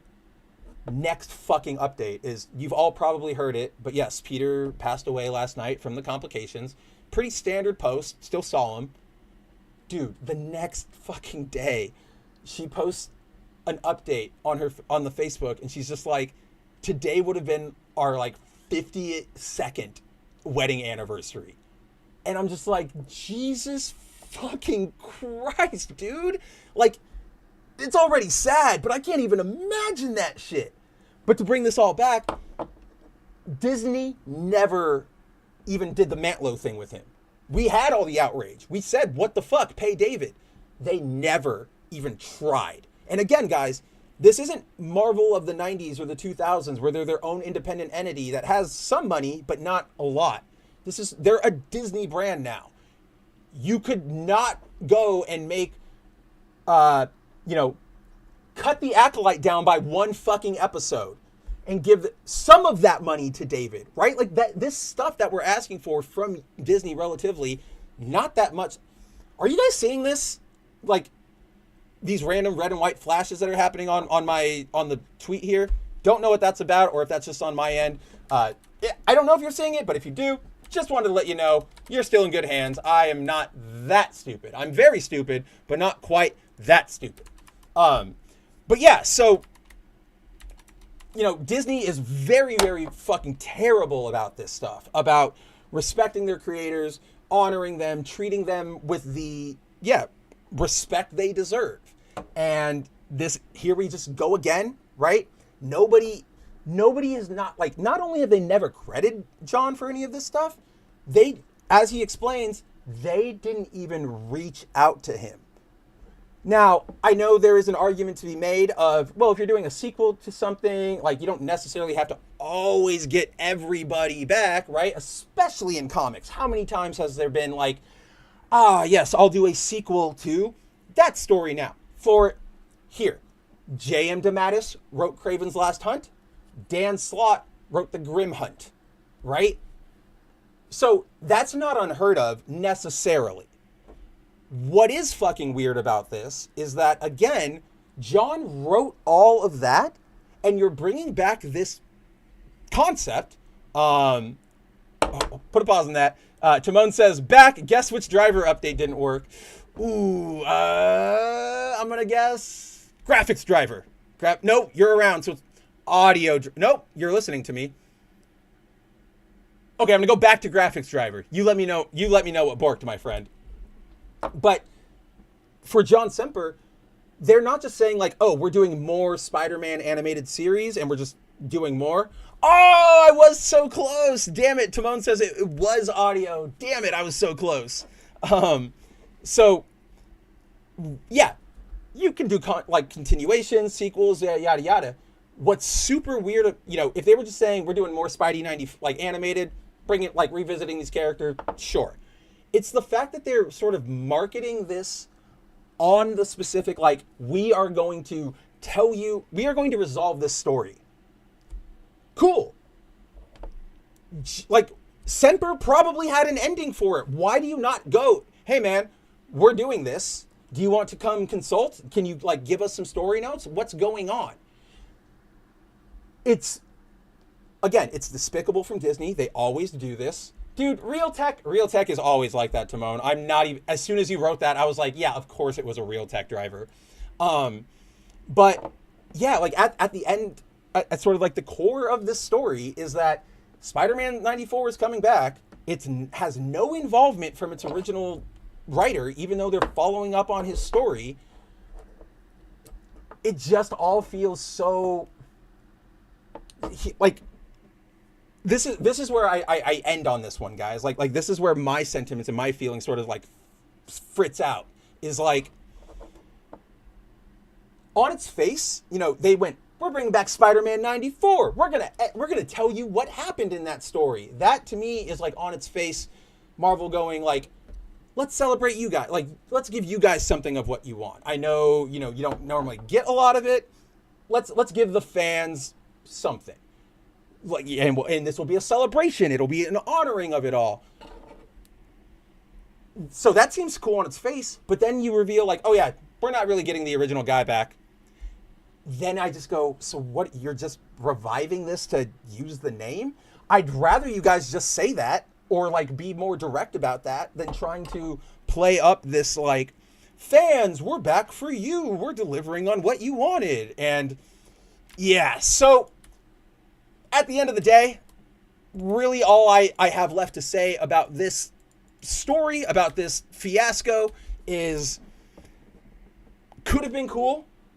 Now, very much less exciting, less authentic feeling. I still think this is just a soft announcement for an animated series, and maybe guys, we can kick up enough stink and go, yeah, bring Semper back. Like, what are you doing? And they'll go, hey, surprise, for the show, we're actually bringing him. I don't know. But whatever excitement I would have had for this, severely shut down by that. Like just real crappy move. But yeah. Oh, quick side note. So I don't know how many of you guys know this, but I'm a big fan of the Scarlet Spider. This is an Easter egg that you guys can start looking out for. I try to, whenever possible and whenever relevant, feature Ben as like the featured image or as an image in the article, whenever. I do have to, dodge around sometimes, but I make it work. For example, when they were talking about that Midnight Suns movie possibly coming out, I used an issue or a picture of the Midnight Suns from when they went to Las Vegas and teamed up with Ben, right? Like, I love doing that. Only one person so far has ever actually like identified that, and that was Leon. He went, I just read like 4 of your articles. You're trying to put him, and I went, you fucking caught me. And This one made me laugh particularly hard because, I got that good face of Spidey, like, what? And then Ben is sort of like in the like the SpongeBob thing, like, look, I'm right there, Squidward. And I found a fucking way. I found a way to put him there. I know, Timon, I know I am breaking news here. I'm finally coming out and letting you guys know my favorite character is Scarlet Spider. Please hold your applause and praise. We'll get to it. I know I am a hero for this. Let's see. Let's see. We're already at the 2-hour mark. Let's start wrapping up. But before we wrap up, I really just want to take a moment to bitch about this because this one is insane. For those of you who haven't heard, Batman, the DC series, the core Batman book, is about to get its 4th relaunch of all time. Side note, I just think that's kind of impressive for a big main title. What is Amazing Spider-Man on now? 7? Avengers is on 8? Okay, cool. Batman kept it straight for, I think his only jumps were the original, comics to the post-crisis. I think they relaunched it after that. New 52. Rebirth. And then we'll be getting this one. So this will be number 4. A little impressive. But, so, Batman number 1 coming out this September. So this is really odd. And I'll bring this up with Andrew on Foil Variant and we'll talk about it next week. But normally, when a publisher announces a book, they want to tell you, here's the plot. Here's a little detail of what we might be getting into. Here are some characters you might see. Pardon me. We don't know jack shit about what this Batman is going to be. So it's going to be written by Matt Fraction with art by Jorge Jimenez. Both Fraction and Jimenez have given multiple interviews about this book, and all they say is this is a celebration of Batman. We want to celebrate his history and also, modernize or not modernize, but update, bring these things into, the 21st century. Some of these lore things sort of give a new tabula rasa, a new starting ground for all future Batman stories, right? We're gonna God, what is the term I'm looking for? It's not synchronized, but you guys know what I mean. Anyway, so but yeah, that's all they said. Even right now, there is no indication that there's any sort of monumental shift coming in Batman. We're not in the middle of an event right now. Well, it's We Are Yesterday, but that's just a 2-book thing. So we legitimately don't know what we're going to be looking at with this Batman book. We have seen, we're going to be getting some very, very cool covers, which I put in this article. We have the standard Jorge Jimenez one where, Bats is just flying through. We have this amazing Gabriel Del Otto one where Bruce is rocking the blue. Andy Kubert takes to the skies with a red style one, very reminiscent of his work during the Morrison era of Batman. David Aja, who you guys might know best as Fraction's partner on the Hawkeye miniseries that he did all those years ago, the one that they really bit hard from for the Hawkeye TV show, which again, they didn't credit Matt or David for any of that stuff. They literally, the cover to the first issue of that Hawkeye run and the, so it's Hawkeye drawing, but then it's a purple arrow and it's that minimalist thing, right? So Hawkeye is the only thing that bleeds out. There's his dog and Kate and the Avengers are in that arrow and it looks cool. And they use that same shot for a poster for Hawkeye and it was 1-to-1. Didn't give him any credit. I digress with that. So he's back, teams up with Matt for this Batman cover. Not bad. Just this is a good piece. It's just sort of a little compared to the ones we've just seen, it's a little more pizzazz, David. Just a tiny bit more. We also get this. Okay, this fucking cover. So Art Germ doing a Batman, looks great. You can buy this one for So obviously it's a wraparound with I forget her name, but she's a doctor at Arkham. You can get this cover, this wraparound, for $25 fucking dollars, right? You can also pick up a giant size edition of it, which comes with either a standard cover or a foil for $15 or $20. Like, they are fucking going hard with this. It's, on one hand, yes, okay, comic book companies, get your bag. But on the other, it's like, we've been here. We know the bullshit you're pulling. Who's laughing? Like, who finds this fun? We get this Frank Quitely Batsuit, like, sort of update, which I know it does seem like a little weird on its face, but this is like pure Quitely, and I really like Quitely's art. I also kind of think, guys, this might be some level of design for the DCEU Batman, right? Like, because remember, Quitely was the one who did All-Star Superman, which is where they're taking all the inspiration for Superman from. He's done promo art for the movies. Now we have this Batsuit update, which, if you look at it, like, it's not the same Batsuit as the one everybody else is wearing. It's got more of the boxer shorts instead of, like, the underwear shorts. And it, what was the other thing? Like, it's got those lines. It's blue. It's just, it is the suit, but it's not the suit. You know what I mean? But so we got a Frank Quitely one. We got this awesome one from Mark Silvestri going full Witchblade on us. These were all, like, just on its face, aside from what you might think about pricing, these are all some pretty damn cool covers, right? If you know me, if you're watching this show, if you hang out here, yeah, it pretty much is like, what if 60s Bats was 70s Bats? But if you guys know me, I run a little show called Foil Variant, and it is named after the fact that me and my co-host, Andrew Rodriguez, we fucking love foil variants of comics. They just look better, they look cooler, they activate that little lizard brain that likes shiny things. Normally, a foil cover, if it is a variant of one that has been printed, right? So you might get, for example, this one we're looking at right here, this Batman. It'll print in normal, and then they'll offer a foil one, but the foil one isn't necessarily ever locked, right? Like, you can freely order it. Your shop will probably have a bunch of them. Very rarely are, like, foils the incentive covers or anything like that. So if Andrew and I see a foil cover, we just go over to Midtown and we say, we would like that. With this fucking book, guys, you might have caught the headline. DC's going straight fucking gacha, because all the covers we just looked at, all 7 of them, they're all getting foil variants, which is, whoa, that's going to be cool. Like, personally, I would probably pick up, like, this Dell'Otto one and the Silvestri one. That, if they were doing those in foil, or they are doing them in foil, so I would be like, I'm there. Give me that. However, they're releasing them via blind bag editions of Batman #1.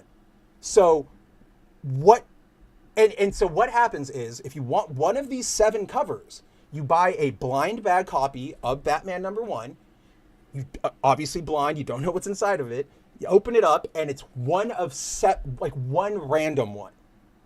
So they're now asking you, if people like me or Andrew or whomever wanted to get these foils, now we have to either pay billions in the, like, aftermarket, or we have to get really, really fucking with our RNG rolls, which, I don't know about you guys. I am man enough to admit this. I have terrible, like, luck with things. That's why I don't gamble. I don't bet. Yeah, I have bad luck. So I wouldn't want to be the kind of person who goes in on that. So it blew me away that this is where we're at with trying to monetize comic books and monetize sales and covers and all of this stuff, right?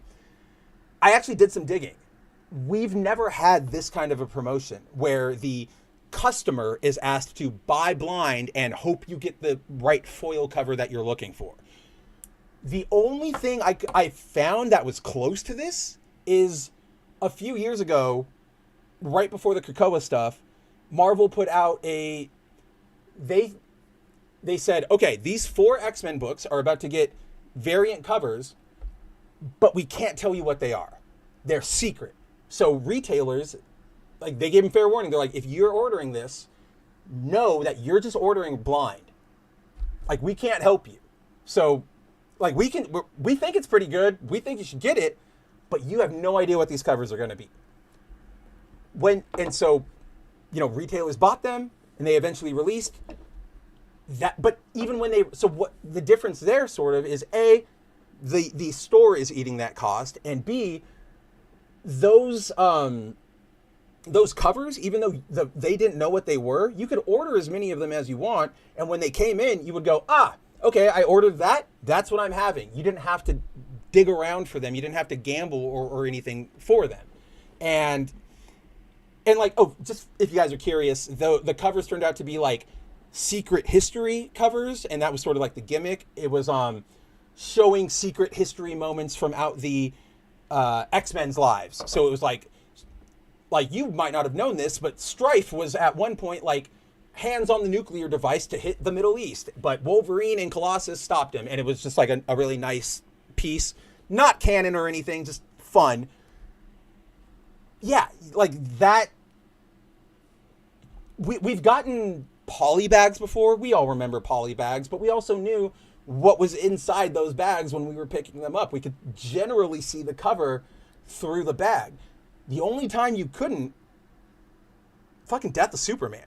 But you kind of knew what it was because it's just the black cover with the big red bleeding S on it. Guys, even when you go see like adult magazines in like stores on like shelves, if you're going, Mav, where the fuck do people buy porn on shelves anymore? Check out your airport like book seller next time you go to an airport. Go to their magazines and look at the very top shelf. They still make a killing. But even those, like, they have the black like things to cover the fun bits. You can still see their face. You still know what you're generally going to get. So this to me is just like, what the hell are we doing here? Timon says Panini style. Is that does Panini do blind bags or is it just poly bags? Because yeah, I know Panini, they get some cool covers every once in a while. I didn't know if they did anything like that. And then is Andrew related to Bender? He fucking better be, otherwise we are going to have a talk and he needs to give up that name. But yeah, I'm just, for the last couple days, I've just been like, what are we actually doing here? Like, it just feels bad as like a comic book fan to see this level of, we are going to, prey on the speculators and we're going to try and milk you guys. And like, again, yes, it's Batman. Yes, it's a #1. People are going to buy it. But for us, what the hell is the story? Like, why, Matt, tell me why I should be buying your book outside of just, do you remember the 1980s Batman? Do you remember 1990s Batman? Like, that's here now. Like, it feels like they're gearing up for another Hush style story, right? Like the original Hush, where it was like Batman's greatest hits, and if you picked it up, you automatically could like get into it. It had, Poison Ivy and Superman, like it had all of the elements, even though the story was kind of like, that's where I feel like we're going here. And it just makes all of this collectively feel bad. Like, it leaves a bad taste in my mouth. So, heads up for Batman #1. Don't get your hopes up if you're a fellow foil collector like myself. This is all going to be brutal. And here's the thing, guys. Most of these kind of variant covers, give them like a month or two. They will go on sale. They'll go for half off. They will, I guarantee, I've talked about it on the show before, my LCS regularly has like big storm sales where they go like 90% off back issues, 70% off like back issues within 2 weeks. They go nuts.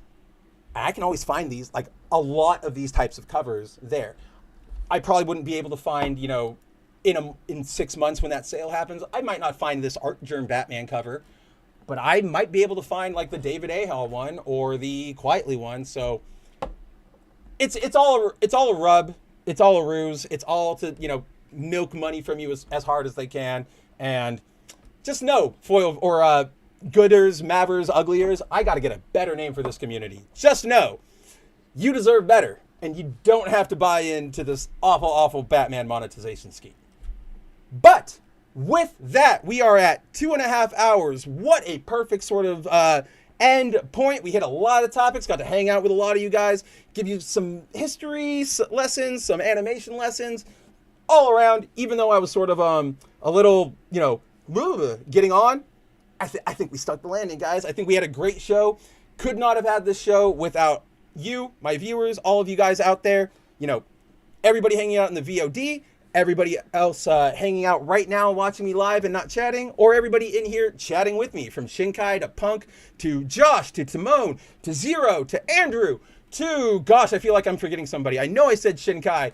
Who am I missing, guys? Oh man, we saw Corey for a little bit. Yeah, I feel like we were a little late tonight, so some of our regulars might not have seen. I'm genuinely stumbling because I'm like, where's Sakura? Where's Volume Dealer? Like, where are these guys? But as always, the fact that you guys spent any amount of time with me means the world to me. I couldn't do the show without your support, without your viewership. It genuinely gives me hope for humanity that people out there, I see you all, you want better, right? You want better news. You want more honest news. You want more intellectual honesty. And that really, even that sentiment is enough to keep all of us going in this really, really, really, really, really shitty time. Zero says, oh, well, that was quick. Thanks for the ride. Yeah, 2.5 is normally where we try to hit. Sometimes we go 3, but considering it's like 9:30, we started a little late. I know what my community wants to do on a Friday night. They've got dates to go on. They've got video games to play. They've got things to do. We don't need to keep you here all night. But yeah, guys, thank you for coming. Thanks for hanging out. Thanks for putting up with another round of my Spider fandom. I don't know where I'm going with this one. As always, guys, yeah, I love you. I already miss you. I can't believe we have to wait another week to hang out. But yeah, as always, boundingintocomics.com every day for new news, where, I'm putting up news, Josh is putting up news, everybody, always good stuff to read there. Want to hang out with me more? So I will not be on 01 this week. I will be out of town. I will be at a wedding. So it will be Jacob Nerdigan Cider taking the lead. I still recommend you guys check it out. I know you'll miss this beautiful mug, but Cider will be giving a big rundown of his trip to Heroes Con this weekend, where he currently is now. So follow our YouTube channel. Check out what he's doing. It's kind of cool to see that on the floor live streaming sort of thing going on. And then, yeah, hang out Monday. He'll probably give you a deeper rundown. From there, what do we got? Thursdays, 8 p.m., 6 p.m. Central Time, 4 p.m. Pacific Time. Do the math for the rest of them. Foil Variant over on the Foil Variant channel. Me, Andrew, Comic Books of the Week. We break it down. We let you know what's good. We let you know what's bad. I'm not even socializing, okay? I'm only going because it's like a family wedding. And trust me, guys, I'm already sort of like it's just going to be like messy. Let's put it that way. You'll all, if anything goes down, you'll of course get an update on next week's show. We'll be right here, back with another good Mav Ugly. Okay, so I just realized I sort of misspoke a second ago. We might not necessarily have to wait an entire week to hang out again. If you guys remember, this stream was supposed to be very specific in its purpose, because this was the week all of the Final Fantasy. So this is my pre-order box, or like my pre-release event box. So, draft my deck out of this and play. But as you can see, all of the Final Fantasy art, with the magic symbol, we were supposed to kick off and test out a lot of my card game rig we're supposed to test out the new layout, all of that stuff, while we opened a bunch of Final Fantasy Magic cards. Unfortunately, family comes first. Could not get everything perfectly set up in time for tonight's show. However, if you guys are interested, or if you're not, I will still be doing it. I'm looking to, I think tomorrow, I might do a special GMU where we just hang out, open cards, and talk. So, If you want to come, see some Final Fantasy Magic cards, you want to hear some of that geeky bullshit. If you just want to hang out with me and lob questions my way, which I can open and be like, oh yeah, Timon, I know what show you're talking about. Hold on. So we can hang out, we can chat, we can do all that fun stuff. Come hang out with me tomorrow. Get your first look, get your early look at all the stuff I've been working on, right? So with that, everybody, thank you for hanging out with me. Go enjoy something good this weekend. Go read something awesome. Go play something great. Go talk to somebody you love. Because even though this world sucks, there are still reasons to get out of bed in the morning. Until next time, everybody, take it easy. And hopefully, I'll see you tomorrow. Take it easy. As the creator of Mara Jade, Wait! I am not the creator of Mara Jade. And I want you to get out of this office right now. I'm sorry, Zeb. No way. You brought you brought it on yourself. I don't want you here. I'm so sorry, George. I didn't think it would go like this.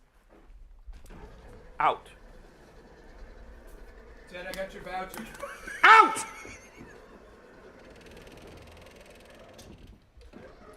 There. I'm sorry about that. I'm so sorry. We'll have him burned and I don't even know who that guy is.